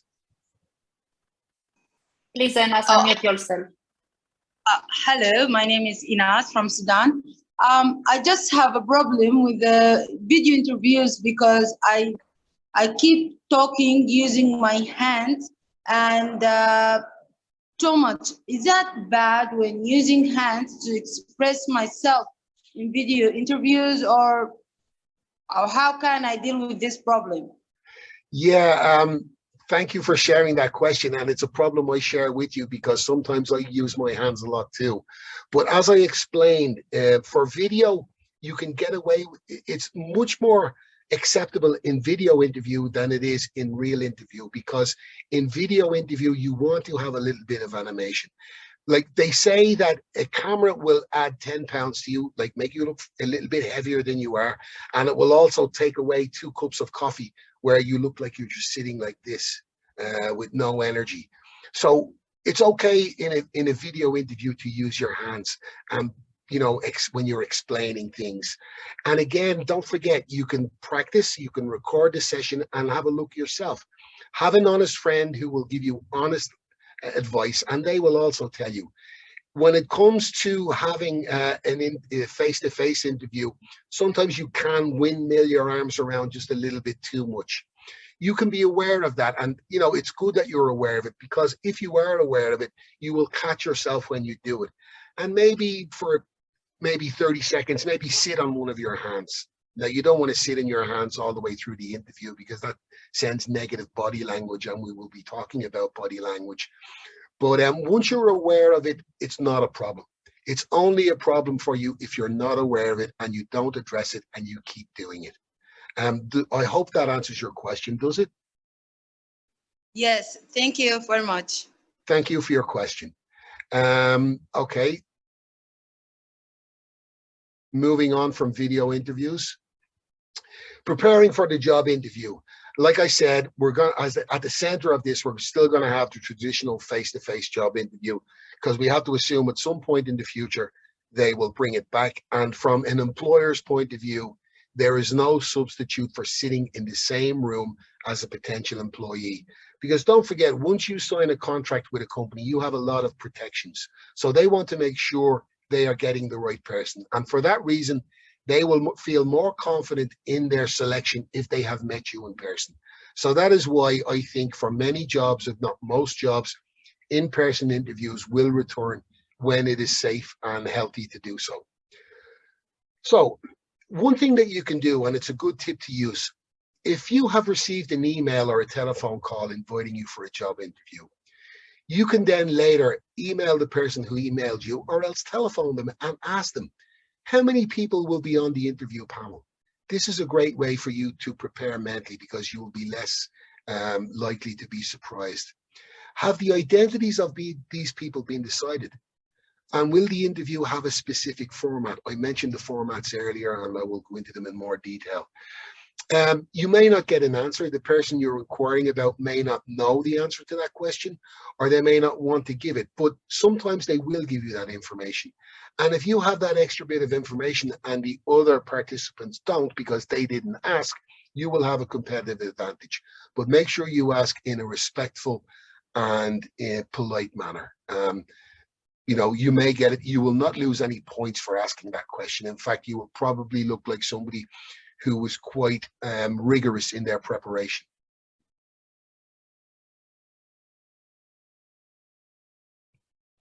The other thing you need to do for preparing for an interview, you need to know your own CV completely. When you're in a job interview, you don't want to be in a situation where you have to refer to your CV. You want to ensure that you can clarify any gaps in dates, because they will spot them and they will ask about them. What were you doing in the 18 months between this job and that job? You need to have an answer ready for them, and make sure that answer includes, you know, keeping up to date with your area of research. If you did any extra training during that time, if you were doing any preparation, or if you were doing anything that is related to the role you were applying for now. You will be asked, so have your answers ready. As I've said again and again, research the company or organization completely.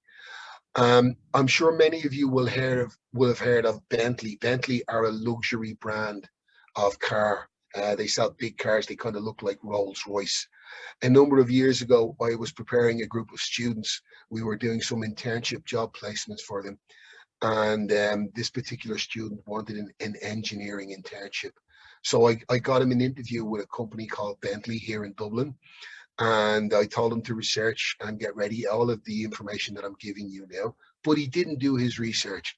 And he went along for the job interview. And one of the first questions they asked him was, what do you know about our company? And he said, I love your cars. The only problem was Bentleys that make cars are not in Ireland. They're a British company, and this was an engineering company. So the interview was over at the first question. So this is an extreme example, but it just goes to show you need to do your research before you go for the job interview.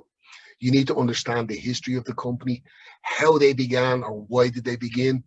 Do they have a unique culture and identity? Again, I would point you to the Bang & Olufsen. That is a company in that job advertisement. They have a unique culture and a very unique identity. What are the short-term and medium and long-term goals of this company? Your research should tell you that, so that you can refer to that in the job interview. You will impress them that you have not just a grasp of your own area, but what the company are trying to achieve as well.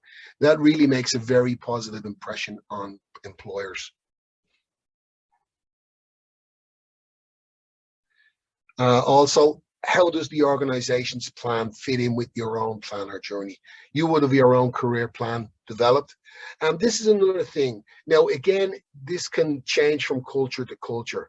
But in recent years, in nearly every country now, nobody expects to work for the same company for all of their life. In my father's time, that was possibly the time. That is not the case anymore.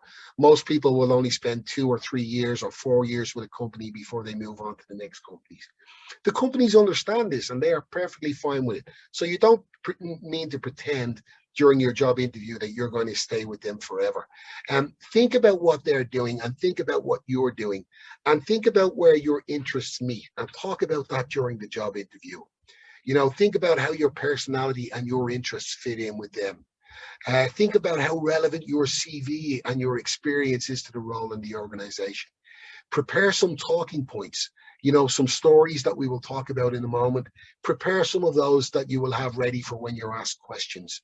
Any points that you want to make, like somebody asked me a question earlier on about, if you have a unique skill that is not necessarily highlighted in your CV, make sure that's one of the things that you want to mention during your interview. And then while you were researching the organization, perhaps you should probably prepare some questions too. I have sat in interview panels and I have had, you may be asking some questions to a candidate and you're thinking, wow, this person is really good. They could be the one. And then at the end of the interview, you might say, well, do you have any questions for us? And I have to be honest, I would be disappointed if they don't have a question, because I'm expecting them to ask me a question where they show a genuine curiosity about the role and about the company. So, have a good question ready, at least one good question ready for the end of the interview. It could be about their processes or their future plans. And of course, I shouldn't have to say this, but just as a reminder, make sure you turn your phone off before you go into the interview. It's really bad if your phone goes off in the middle of the interview.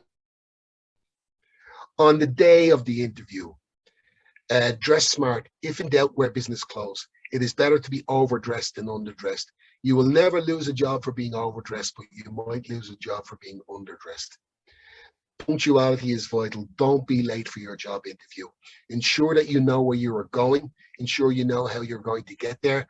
And always allow yourself extra time in case you encounter any issues. There could be transportation delays. There could be a traffic jam. Give yourself plenty of time. It is very difficult to arrive for an important job interview when you're gasping for breath and you're sweating and you're already stressed because you're almost 5 minutes late. It's not a good beginning to the job interview. Give yourself lots of time. Your first impressions are really important. Be professional and polite from the moment you enter the building. Every person you meet is a potential colleague. That man that you speak to at reception, he could be married to the boss. And over dinner that evening, they may be talking about some of the people they interviewed today. And he might say, actually, I met that lady. She was really nice and she seemed very like a good person. This will help you. Everybody you meet is a potential ally. So be nice and polite and courteous to everybody you meet in the building. During the interview, our non-verbal communications speak louder than words. 55% of our message in a job interview setting is communicated through our body language. So that's even more important than what you say. Now, a handshake is not something that is universal across all cultures, but in Western business, it tends to be. Again, once we get rid of COVID, handshakes will come back into fashion. So I'm going to say something a little bit important because some people place great emphasis on handshakes. They want a warm handshake, but not too firm. Nobody will ever be impressed if you squeeze their hand during a job interview. You will have the opposite impression to what you want to achieve. When you're shaking hands with somebody, make sure you make eye contact with them and smile. Make steady eye contact. This is all about, you know, your first impression. For example, you will walk into the room and there may be 3 or 4 people behind the table. You will be practically a little bit nervous. So the first thing you want to do is you want to slow everything down and take charge. So instead of rushing in, walking fast because you're nervous and shaking hands, hello, hello, hello, hello, wait, walk up slowly, look at the first person in the eye and extend your hand to shake. When they say their name, repeat their name back to them. It will help you to remember their name, and it also makes them feel on a subconscious level nice because you are paying attention. So as you repeat their name, shake their hand and make eye contact. This slows everything down. Then you do the same thing with the next person. So to a certain extent, you are being very polite, you are being very considerate, but you have almost taken control of the pace of this interview at a very early stage. So once you have shaken hands with everybody and made eye contact and given everybody an individual smile, then you will sit down and prepare for the questions. But again, beware of your non-verbal communication. Your facial expression is always very important. Again, eye contact, I mention it again because it is important. Think about in a one-on-one interview. Imagine if you were interviewing somebody for a job and during that whole time they didn't make eye contact with you. It would make you feel that perhaps this person is elusive, or you can't quite get to the essence of this person. You don't really understand them. You think there is something elusive there. Whereas if this person is making eye contact with you while they're speaking to you, you feel they are being open and transparent and honest. Another thing you want to do during the job interview is to establish a rapport. Always look at the person who is speaking or the person you are speaking to. Another thing, like I said earlier, there may be one person in the interview panel who is not asking any questions at all. Don't ignore them. When you're answering a question, you know, look from face to face and make sure you look at that person also. They may not ask any questions, but their opinion could be very important. They're not there for no reason. They are there for a specific reason. And the main reason they're there is to offer their opinion of you after the interview. So make sure you pay equal attention to everybody at the table. Listen carefully to what they are saying and asking. It is the best way for an interview to become a conversation. And if an interview becomes a conversation, this is a really positive development. This is when, you know, you start to make personal contacts. I'll give you an example of how an interview becomes a conversation. Somebody asks you a question and you reply to the question. And then instead of another question coming back, somebody else on the panel will say, oh yes, I had that experience also, or we are familiar with that, we have done such and such a thing. And then this is your chance then to reply to the comment that they made. And now it's no longer a question and answer session, it's a conversation. And everybody in the room will visibly relax. You know, and it's even better if now and again somebody laughs during the interview too. And these interviews tend to go on a little bit longer. And the longer you are in the room, that's usually a good indication that they like you and they want to hear more. So, you know, one of the important ways to start a conversation is to listen very carefully to what people are saying. If you don't understand the question, don't ever be afraid to say, I don't understand. To tell somebody that you don't understand something or you're not quite sure what they mean, that is a supreme act of confidence. Because when you think about it, you really think, oh, I don't want them to think that I'm stupid, so I'm not going to say I don't understand. But then you might give a totally incorrect answer. If you say, can you please repeat that question? I'm not quite sure I understood what you meant. It could be that they might have slightly different vocabulary to describe the same thing. And if you ask them to repeat, you'll come across as very confident and very calm. And also you are able to address specifically what they are asking you. Demonstrate your listening skills. We have 2 ears, but we only have 1 mouth. So, you know, listen as much as possible. You know, your job interview is not all about you talking. Listen to the questions, make sure you understand the question before you attempt to answer it. And if you're not 100% sure, ask for clarification. It's another way of making the interview become a conversation. Your tone of voice should be friendly and professional. And be sure to articulate your answers correctly and avoid very short answers or, you know, shrugging your shoulders. yes or no answers are not really a good idea unless it's a very specific question. Try to expand on any answers and give reasons for your answers whenever possible. It makes their job easier, and it's another chance for you to demonstrate your communication skills. One of the main feedbacks that we get a lot of from industry is, yeah, they're very happy with a lot of the skills that researchers have, but when it comes to soft skills, especially around communication, they find that researchers need a lot of work, generally speaking, in that area. Another thing is your posture. Make sure you sit upright in the chair. Your body language and facial expressions, make sure you sit upright. Never fold your arms during a job interview like this, simply because it's a non-communicative way to sit. It looks like you are not open to conversation, or you are protecting or hiding something. Never fold your arms. Be positive when you are speaking about topics that interest and motivate you. Let your enthusiasm show. When you're talking about areas that you know a lot about, and the areas that really are passionate about, let your motivation show at that point. Show them your enthusiasm. They will like that.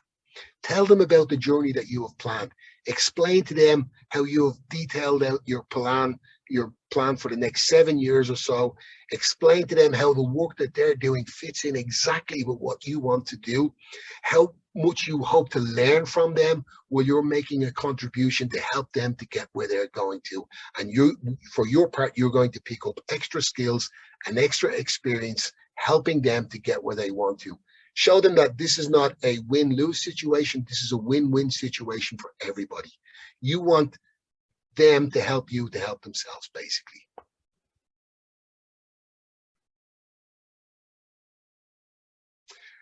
Any questions before we get into specific interview formats and types of interviews?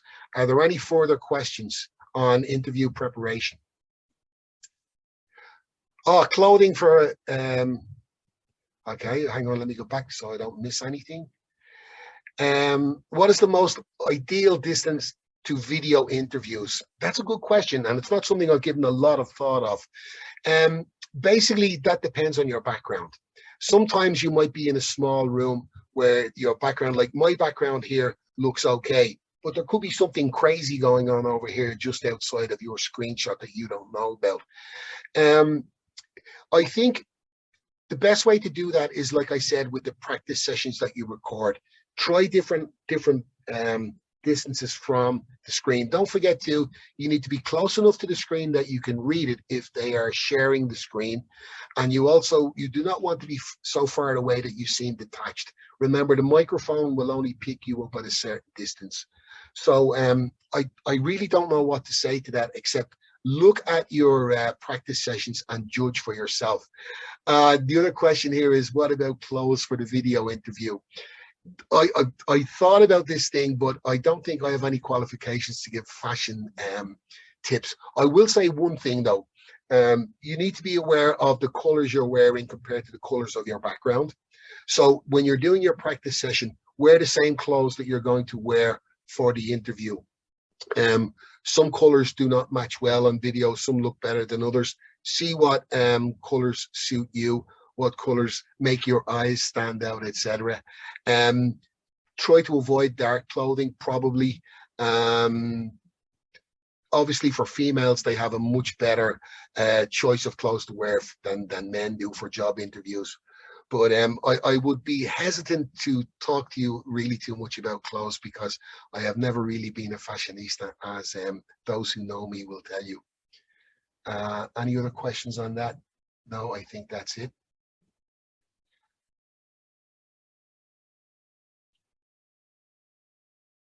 So, interview formats. Your traditional interview, just check how we're doing on time here. Okay, we're 10 minutes away from lunch. Your traditional interview follows the organization of your CV and would also refer to the role description and how closely your CV matches it. So basically what they're saying is, you will sit in the job interview and each one of the interviewers will have a copy of your CV in front of them. And they will ask you questions based on certain things in your CV. This is a traditional format. They will ask you about your skills. They will ask you why you left this job to go to that job. They'll ask you what you enjoyed most about this job. They'll ask you what you found the most challenging about this job. So practically everything in a traditional interview is based on the information you have in your CV. Again, if they stop looking at your CV and begin a conversation with you, that's a positive thing as well. So that's basically how the traditional format works. And I'll give you, which I suppose was the one thing that most of you are looking for today, we will have examples of questions for every interview format, and we can start with them now. The most common questions asked your traditional interview: how would you describe yourself? Or tell us about yourself. Now, for me, it's a terrible way to start an interview, because, you know, it's a very open question. So do you remember when we were talking earlier about the networking training, your elevator pitch and your personal profile on the top of your CV? Now, obviously they have the CV in front of you, so you are not going to repeat what is written in your personal profile, but it will be something very similar. You will be asked this question: how would you describe yourself? Or tell us about yourself. So prepare an answer for that. You can base it around the principles of your personal profile, but it has to be different. So you want to tell them about what your ambitions and goals are. And you want to tell them about why these are your ambitions and goals. Tell them about your goals and ambitions and your motivations for achieving them. You will get into the skills and the competencies later. But, you know, that first question is very important. So you want that answer to be positive. You want the answer to talk about, you know, show with enthusiasm why you are here and what you want to achieve. Could you tell us about your present or last job? Okay, very, very important. And I'm sure you've been told this before. In a job interview, you never say anything negative about any individual or any organization. There is no plus for you in saying anything negative. You can only hurt yourself. So even if you really hated your last job, and even if your boss was a monster, you don't have to say they were very nice, but you do not say anything negative. When you're talking about your present job or your last job, make sure you highlight the elements of that job that are similar to the role you were applying for, or that show you can answer the challenges of the role you were applying for. So when you're talking about your last job, you're looking to draw a connection between your last job and the job you were applying for.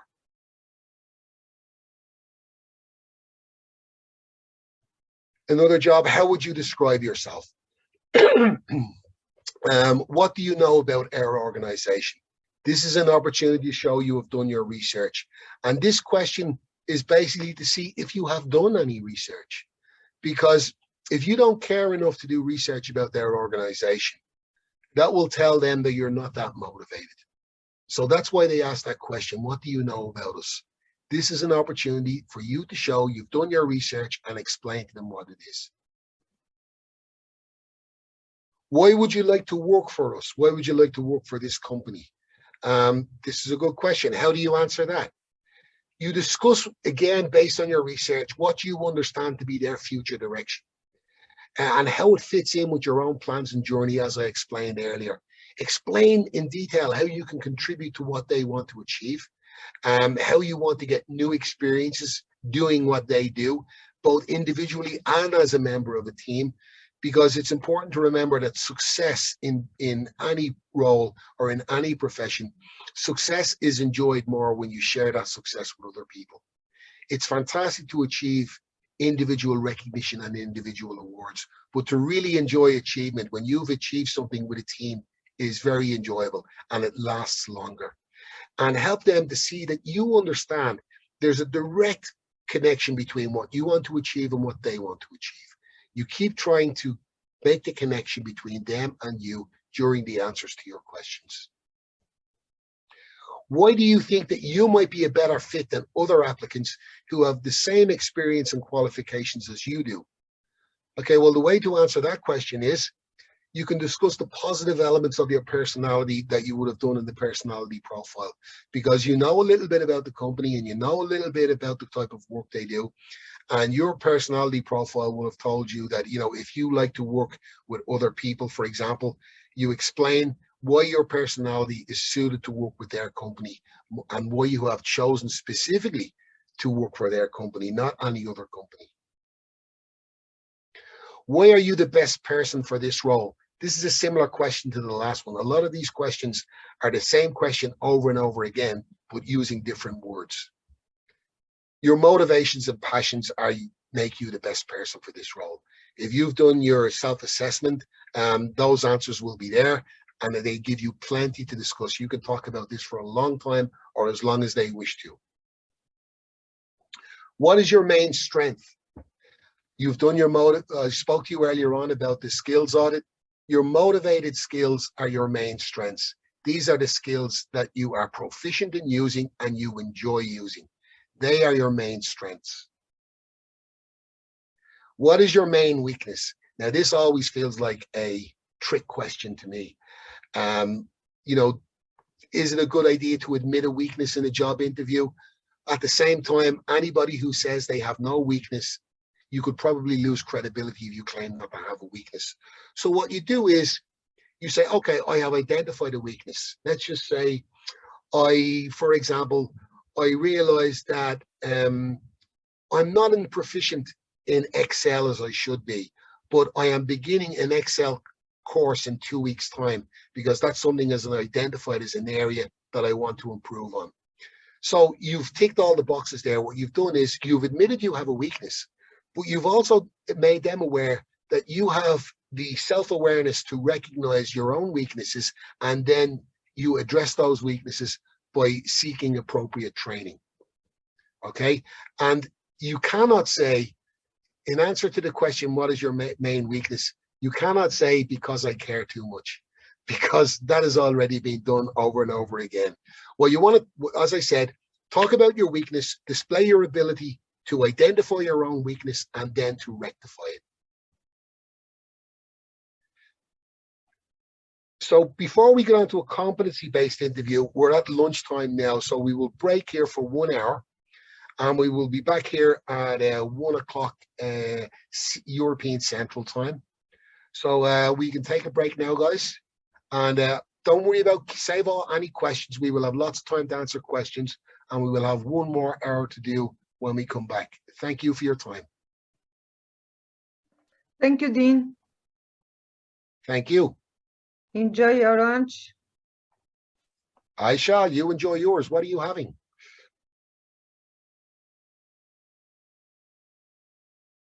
Congratulations.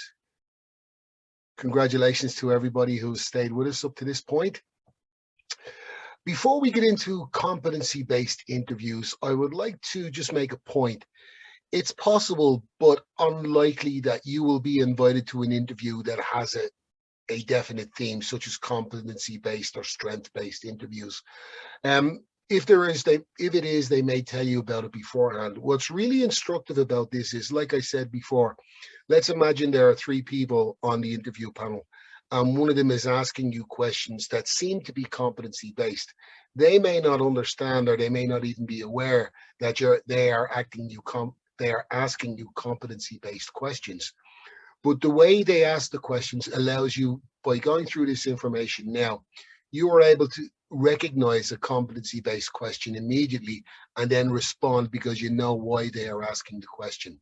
Because essentially in a competency-based interview, they have seen on your CV that you have the skills, but they want you to tell them about when you have used the skills. They want to know about your experience. So it's not enough that you are qualified. They want to know how you think and how you make your decisions and why.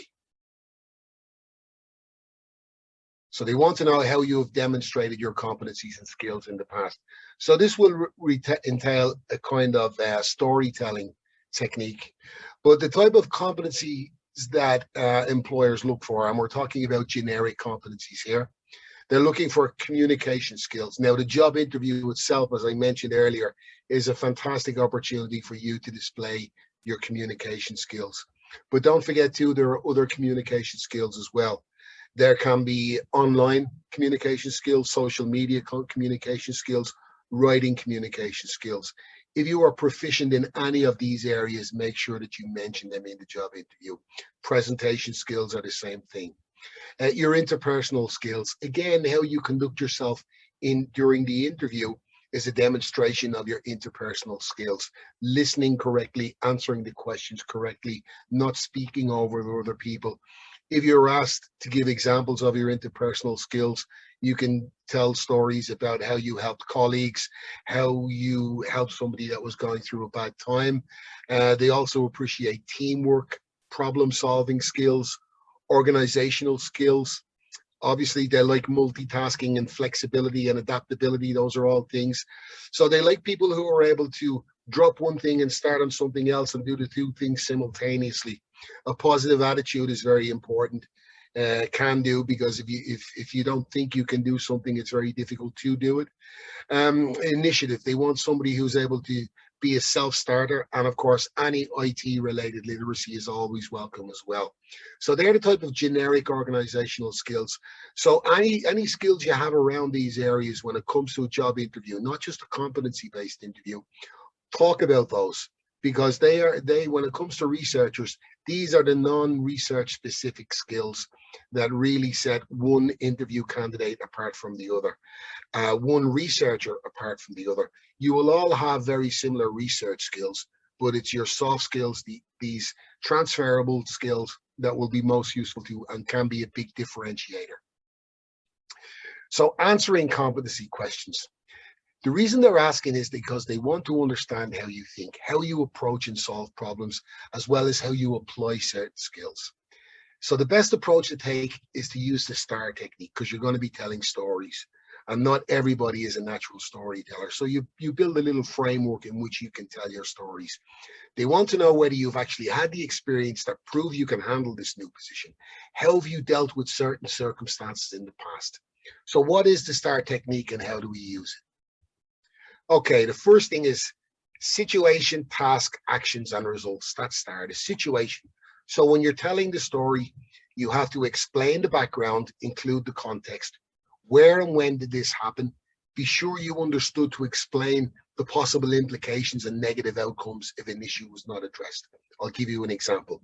You could say, okay, last year our team was working on a certain scenario, and then something unexpected happened. You explain what it was. This knocked all of your work off.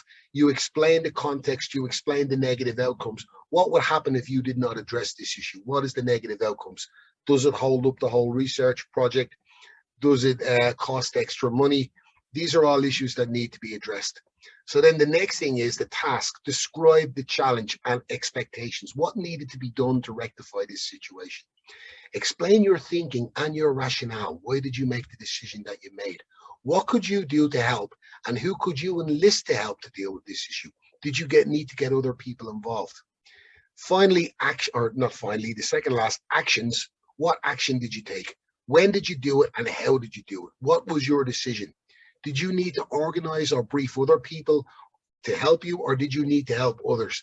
These are all the various things that can come into telling a story. And then finally, the results. Explain the results and accomplishments of your decision and your actions. Were the results immediate or were they clear? What was the reaction of your colleagues? Be sure to credit the contribution of other people, as this is a good indicator that you're a good team worker as well. So that's basically the STAR. So, if you're wondering how you put the story together, explain the situation, explain what needed to be done, explain what you did and why you did it, and then explain the results, the happy ending. And of course, you always want a happy ending in these stories. So that is your STAR technique when it comes to answering competency-based questions. So let's look at some examples. Could you tell us about the time when you used your communication skills effectively? Well, I've already spoken about communication, but they've asked you now, because obviously for this job, communication skills are important. As a researcher, you will have done presentations. You will have communicated your research findings. You will have attended conferences and probably made presentations at seminars. You will have written publications or articles. You may have had an opportunity to convey scientific information to a variety of non-scientific audiences. Any public engagement activities or outreach or even team leading experience that you have had. You will have many examples from your research career to tell them about when you used your communication skills effectively. So, Again, think about it before the interview. Think about the examples you could use, because for nearly every researcher, you will be asked about your communication skills. Could you tell us about the time when you used your interpersonal skills? Again, client skills. This is why when I talk about the skills audit, you include every job that you have ever done, including non-research jobs, because a lot of students would have worked in service industries while they were an undergraduate, or even as a postgrad, or even before they went to university. They might have had a part-time job. If you had a part-time job in retail or a service industry when you are dealing with people, that is really good, helpful, concrete examples of when you have used your people interpersonal skills. You can talk about your one-to-one relationship with colleagues, supporting or helping colleagues or your peers, positive team working experiences that you had, or maybe dealing with sensitive issues on behalf of a colleague as well. These are all times when you use your interpersonal skills. You sometimes do it every day without being aware of it. So give yourself credit for having interpersonal skills. Can you provide us with an example of when you had to multitask in the workplace? Again, you will talk about an example of when something unplanned happened. Use your STAR technique. We all have examples of bad days at work, but remember, this has to be a bad day at work that has a happy ending, because you are going to come to the rescue with your story. You know, talk about your time management, your organizational skills, how you balance your research with other commitments such as teaching, writing, further education and upskilling, etc. Researchers have no choice but to multitask all the time, but you may not always be aware of it. So talk about the various roles that you feel in your present position or you did in your last position. You know, multitasking is not a difficult question for researchers based on your experience. Could you tell us about a situation when your problem-solving skills really paid off? Now, again, this is an important, obviously for research, our problem-solving skills are important. So what do we talk about? You will have ready examples of many problems you have had to solve in your day-to-day work. Use a story or dilemma from your non-professional activities if you wish. If you don't have any, you could talk about something from, it could be something related to your hobbies or your favorite pastime, or some area where you have in-depth specific knowledge. Talk about how you recognize the problem, how you not only solve the problem, but you talk about the kind of options that you had. You know, make sure that you show them you looked at the whole picture. So, you know, I had 2 choices, I had 3 choices, or I had 4 choices. Go through each one of those choices. What made each one good? What made each one better? Don't worry, you can never really talk too long in answering a question, but you can talk too short. So, you know, don't be afraid to speak. Give them all the information you think they want. Could you describe a situation in which you used initiative? Again, on the face of it, that seems difficult, but there's lots and lots of examples. Have you suggested positive change to existing practices and processes? Have you ever identified any inefficiencies? What good ideas have you come up with, and how did you act on them? Your ability to apply your research knowledge to real life situation, how you're able to explain new and complex concepts. You know, these are all areas in which you use initiative. And again, as a researcher, you should have many ready examples. So again, always make sure you understand the question, because once you fully understand the question, that's when you can give your best answers. Describe a situation in which you motivated others.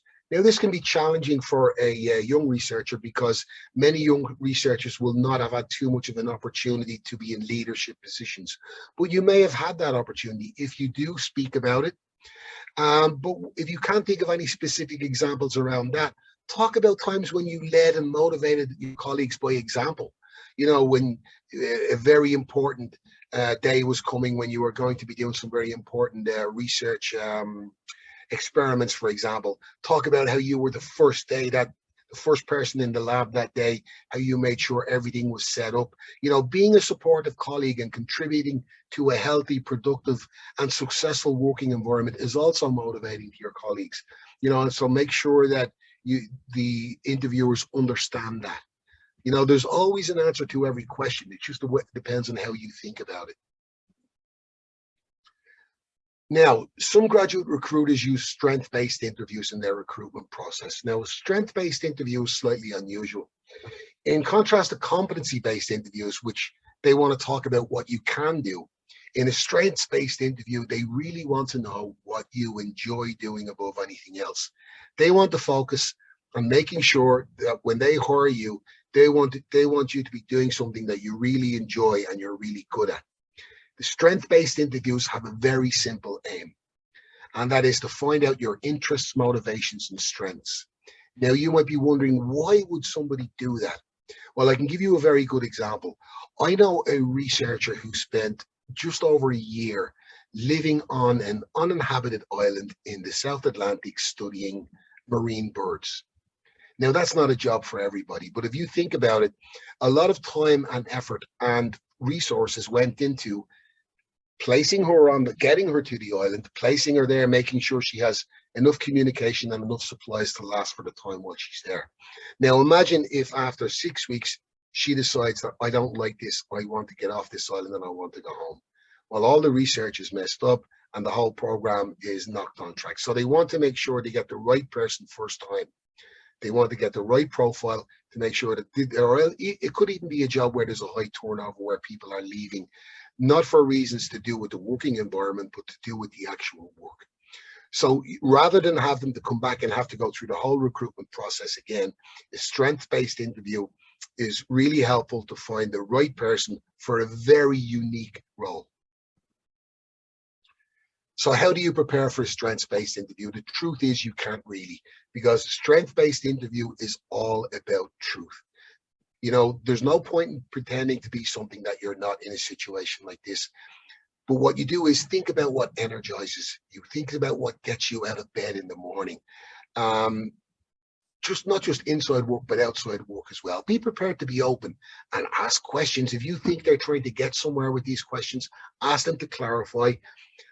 Be honest about what tasks you don't enjoy doing. There's no point in pretending, because remember what we're doing here, as I said, we're looking for a job that you will have specifically targeted, that will fit all of your values, your interests, your personality. So there's no point in you not being completely honest in a strengths-based interview, because you could find yourself in a job that you don't enjoy. And if you have a choice between a job you enjoy and a job you don't enjoy, we all know which one you're going to take.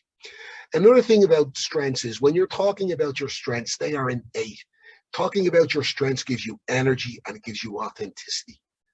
You know, so just when it comes to a strengths-based interview, be open, be honest, and let your enthusiasm show. So strength-based interview questions that you might be asked. What are you good at? Okay. Well, that's easy because all the answers are in your self-assessment. If you have done your self-assessment, it lists all of your motivated skills and your interests and your passions. So that will take care of itself. What do you learn quickly? Well, usually the answer for that is what you are most interested in. Okay, so your interests will cover that, your interests questionnaire. Another strengths-based questions. What did you find easiest to learn at school or university, and what subjects do you most enjoy studying? Well, they are pretty self-explanatory questions. They're trying to find out what areas energize you and interest you the most. What things give you energy? Again, you can talk about the working environment, you can talk about your colleagues, you can talk about expectations and goals that give you energy as well. But always remember, don't be too flippant with your answers. Don't just, think about your answers and show that you are being thoughtful about your answers. For example, to that last question, if you ask me what things give you energy, if I say to you, my colleagues give me energy, I love working in a team. And then you might say to me, well, actually, that's good, but a lot of this role requires that you work alone. So does that mean you won't have as much energy when you're away from your colleagues? And then I might say, well, actually, no. Even though I enjoy working with my colleagues and they energize me, when I'm working alone, that's when I do the tasks that require my full concentration. So make sure that you give thoughtful answers and no answers that will lead you down a blind alley or a dead end. Don't talk yourself into trouble either. More strength-based interviews. Describe a successful day that you have had. Well, we've already talked about the STAR stories and the STAR technique, so you can do that straight away. Again, make sure it's a successful day that had a happy ending, but it has to be an eventful and busy day in which you are the star of the story. When did you last achieve something you were really proud of? Okay, now, again, for a young researcher, this might seem to be a challenging question, but it's not about the achievement. It's about the amount of time and effort and blood, sweat, and tears that you personally put into this achievement, because that's why the achievement meant so much to you, because of the effort you put in. So don't think that you won't impress them with the achievement that you talk about. It's not the achievement, it's how you did it that they really want to talk about. So talk about how much you wanted to do it, talk about how much you planned for it, talk about how much effort you put in, talk about how you put the effort in, and then more importantly, talk about how you felt once you reached your achievement. Do you prefer to start tasks or to finish them? Is another question. Now, this feels a little bit like what's your biggest weakness, almost like a trick question. The best way to answer this question is honestly, but don't just say, I like to start or I like to finish. Give reasons, adequate, believable reasons for your answer. But explain that you like to do both. But if you are forced to choose, tell them what your real preference is. Again, don't try to be something that you're not. Do you find you have enough hours in the day to complete all of the things that you want to do? Again, this could be a tricky question, because what they're trying to find out is here, are you organized? Do you prioritize your work correctly? So how do you answer that? How do you organize your day? Can you delegate to others? If you've done, for example, any kind of project management training, which we also do as well, that will tell you how to prioritize your work. Basically, the most important tasks and the ones that cannot wait are the first to be done. Talk about how you do your to-do list every day. Maybe you do your to-do list for the next day at the end of every working day. Talk about the framework, the organized framework in which you do your work every day. Make sure you explain to them how you work and how you approach it and how you prioritize. What things are always left to do on your to-do list and not finished? Again, a tricky question. How do you prioritize your work? And what criteria do you use in prioritizing? Make sure you can explain it articulately to them. What do you enjoy doing the least? This is a tricky question, because when you're answering this question, answer it honestly, but make sure that your body language and your facial expression is not too negative. Don't forget, you're talking about something that you don't enjoy doing. So when you're talking about it, remember to smile. You don't want to be too down on it. Any questions on strength-based interviews, guys? We check the chat here. No questions so far. Okay, we will continue on.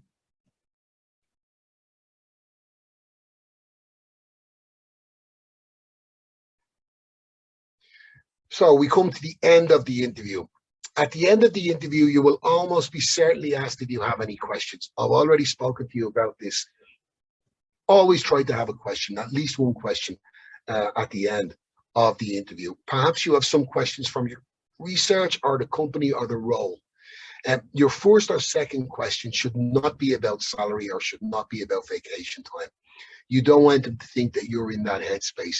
You want them to think that you're, at this point in time, all you're thinking about is taking on this role and being successful in it. A lot of people feel very uncomfortable if they're asked about salary during the job interview. If you were asked about salary expectations and you don't really want to reply, a good way to get out of that is ask them, is there a salary scale associated with this role? So they might say, oh yeah, the salary scale is 35 to 48,000 depending on experience. So then you could say, oh, that seems reasonable. So you haven't actually committed to a number in there, but you've answered their question without being rude. On the day of the interview, at the end, thank each of the interviewers individually for their time, the same way you did when you came in. You spoke to each one of them individually, you shook their hand and you made eye contact.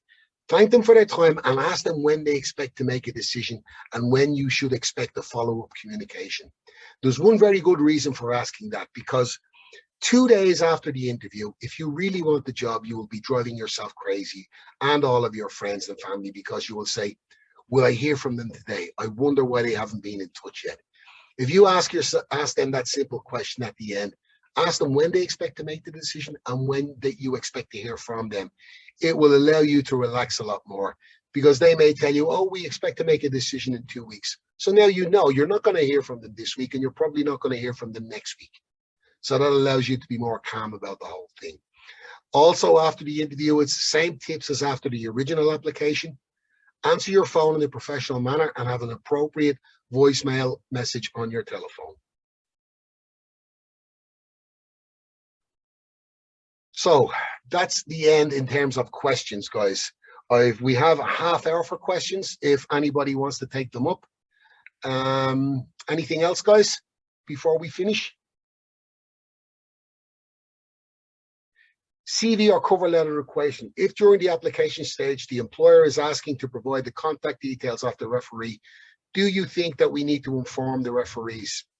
Okay, I've mentioned this earlier. Basically, you don't put your references on your CV, but if it gets to the point where they're ready to offer you the job, they will ask you for your referees or your references, okay?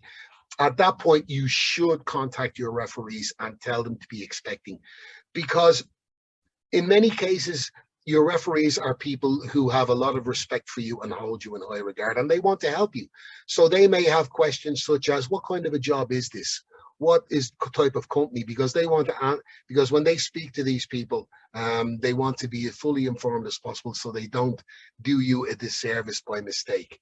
So, you know, keep the contact details of your referees close until they are prepared to offer you the job, and then you let them have the contact information, but you inform your referees beforehand, because then they will know. Also, like I remember too, if they see a telephone number on their phone that they may not recognize, they may not answer.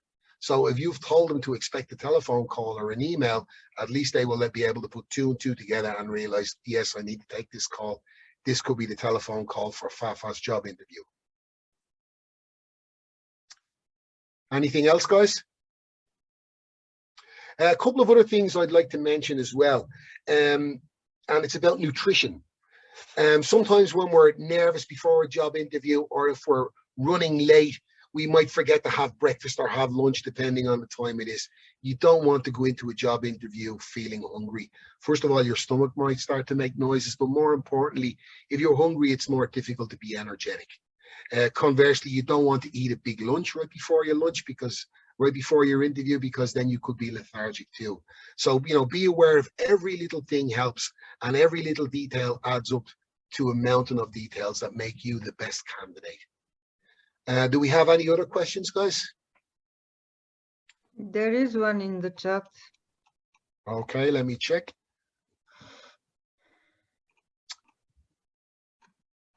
Does the strength-based interview increase or decrease the competitive edge?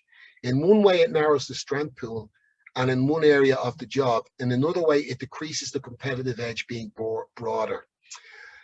I have to admit, Tejaswini, I hope I'm pronouncing your name correctly. I'm not really sure I understand. Let me read this slowly. Does the strength-based interview increase or decrease the competitive edge? Well, if everybody is getting the same strength-based interview, I don't really understand where anyone would get a competitive edge, apart from those who can quickly recognize a strength-based question when they see it, so they know the best way to answer it. When somebody asks you a strength-based question, you know they are looking for clear, implicit examples. So the other end of that question is, in one way, it narrows the strength pool area of the job, and another way, it decreases the competitive edge.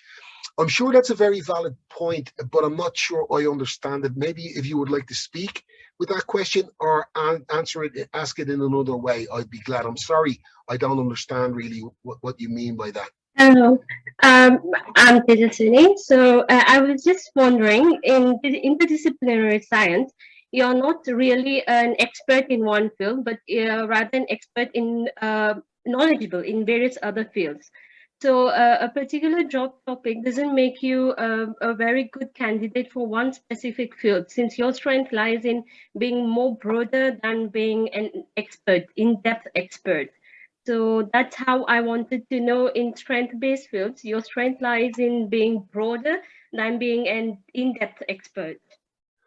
I see what you mean. And a classic example of that would be the job example that we use with Bang & Olufsen, where they are a hi-fi sound company, but they're looking for people from the humanities and liberal arts. So, yeah. So if you were going for an interview at Bang & Olufsen and they were giving you a strengths-based interview, they would not be asking you about what they do. They would be asking you about what you do.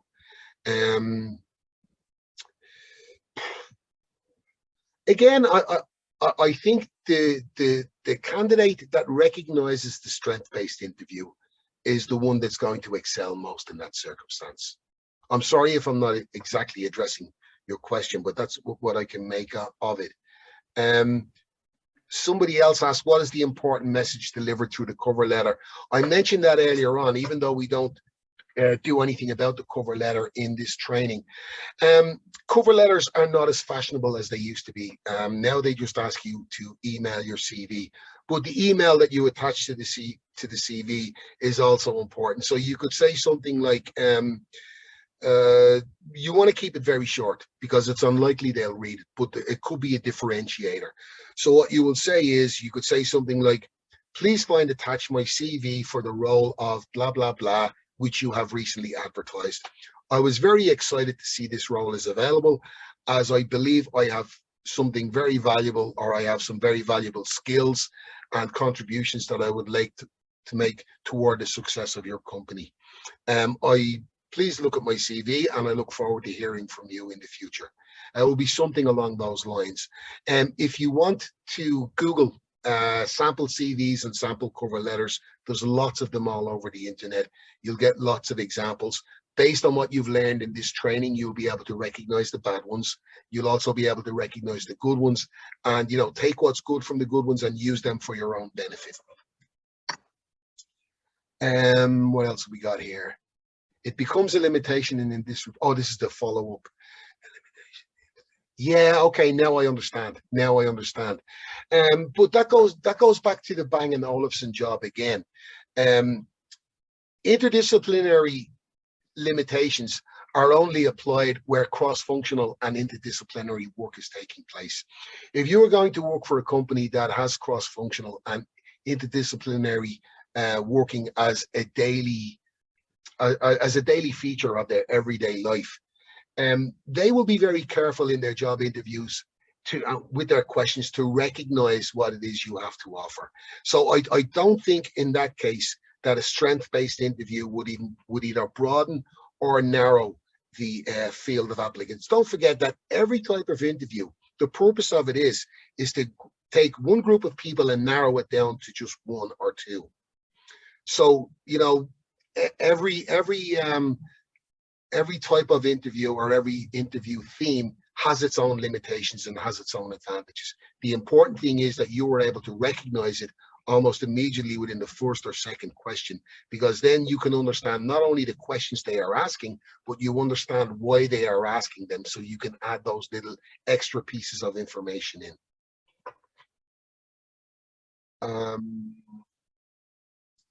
Aretha. Some employers ask for references up front. Is there a way to avoid providing this information until a later stage in the hiring process? This is the first I've heard of that, but I don't doubt you. If you say this is happening, I believe you. I wonder about the legality of that. In Europe, if this takes place in Europe, for example, or if the employer is in Europe, I would think there's GDPR considerations there. If it comes to a point where they want to see the references, I can't think of a good reason why they would want your references beforehand. But I would explain to them that you could say something along the lines of, my referees or my references are very happy to support me and to provide information on the work I did with them or did for them. However, they are very busy people and they would prefer not to be communicated with until absolutely necessary. And at this point in time, unless you're seriously considering offering me this position, I have to be loyal to my referees and protect their privacy. Something along those lines. You take what is a bad thing and you make it into a virtue. So what you say is, look, I can't give you what you want, but you take it into a good thing because you're showing you are loyal and conscientious toward the people that are supporting and helping you, and perhaps would have supported and helped you in the past. So I don't think, no matter what pressure they put on you, I would never give my referees' identities and contact details, make them available until I have finished the job interview and I think they're getting ready to offer me the role. What else do we have? That's it for questions online. Are there any other questions, guys? I think we missed a question from Dominica. Okay, Dominica, let me have a look and see. Is it a good idea? Is it a good idea to include papers in the CV? This is the question. Papers you have done? Yes, papers. These are scientific papers you have done? Definitely not. Simply because the person, the boss, the person who makes the decision on who to employ, they will probably be the last person to see your CV. Like I said, if a bunch of 10 CVs or 20 or 30 CVs come in, even if your research papers are in there, the person who's going to do that first stage look through for the, look to make a final 10, they're looking for the skills. They don't care about your papers. And also, I think it's a better idea to bring your papers to the job interview with you, so that you can take them out if needed. If something comes up in the conversation, or if you want it to come up, you can steer the conversation that way. And you can say, actually, funny you should mention that. Here is a research paper that I wrote on this very topic. Okay. Now that is far more impactful than if you just slip it in with your CV and you don't even know if anybody reads it. So, so if you think you have good research papers that would be a definite plus to you in securing a specific job, keep it for the interview. I don't think sending a research paper will increase your chances of getting an interview. Thank you. Thank you. New one from Areta. Would not providing my references up front exclude me from being selected for an interview? Again, you see, we're talking to a worldwide audience here, and we're talking, so it's like I said, within the European community and the United States, they're the two places that I have worked. People do not put the referees or the references on their CV. Now, if you've written here in this question that in the environment that you work in, you feel that it will stop you getting the interview, well, then probably you don't have any choice.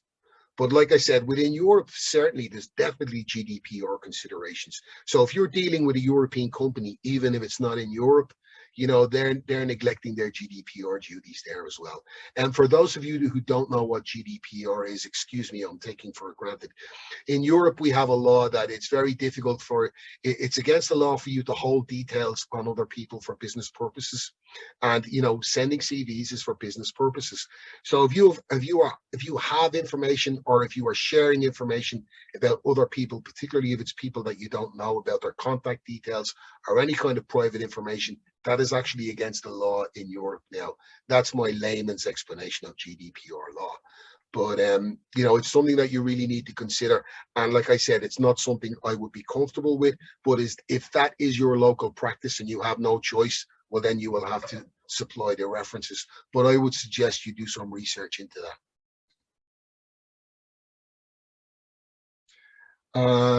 I lost information about the academic industry link that you shared during the first presentation. Says, oh yeah, no, we're going to send all the slides will be sent out to you guys, along with the self-assessment tools, etc. Everything I showed you, and those links are on the slide, so don't worry about that. As soon as Svetlana already has all of the tools, and as soon as I finish this presentation, I will send her the slides, and you guys will have everything sent out to you before the end of the business today.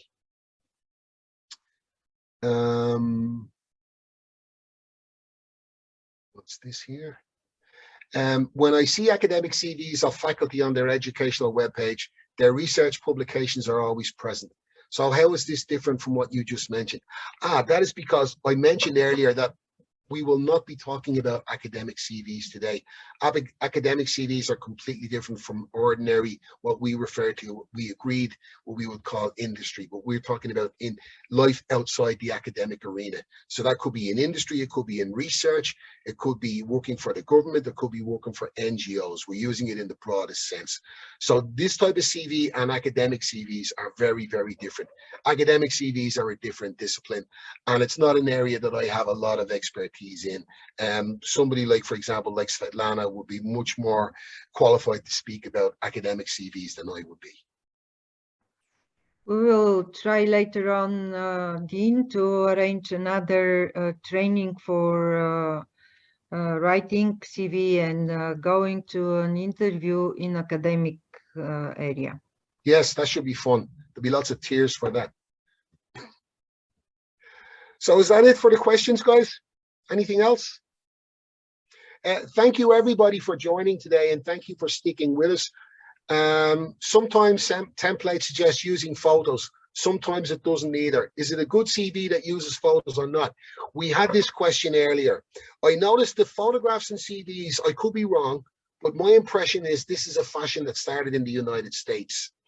I don't think it's a good idea. Again, if you think about it, think about the possible implications for your security.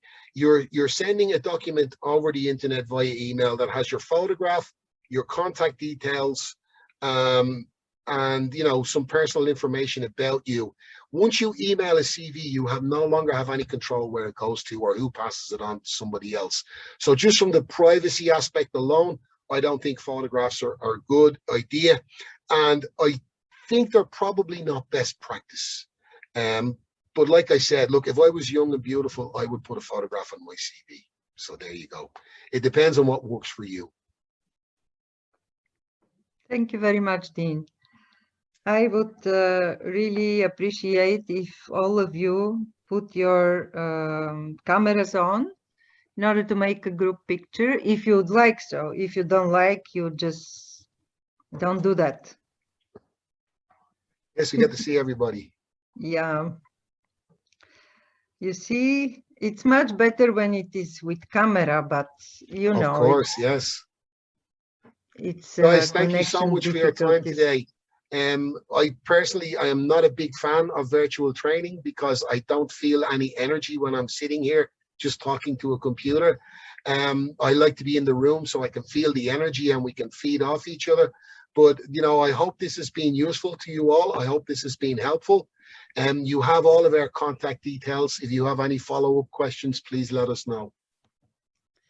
Thank you very much, Dean. And I would really appreciate if everyone from this meeting, from this actually training, share their opinion, their suggestions for the future, and we will try to make our exercises and trainings even better. Thank you very much all. Bye for now, and see you at the next training. It is next week. Thank you again, guys. And Svetlana, I will send you the slides within the next 30 minutes. Okay, thank you very much, Dean. And thank you to Elena for her support and help, for being my eye, for being my eyes and ears. Thank you very much. Thank you very much. Thank you too. Thanks a lot, guys. Bye bye, everybody. Bye bye. Thank you. Bye. Thank you. Thank you.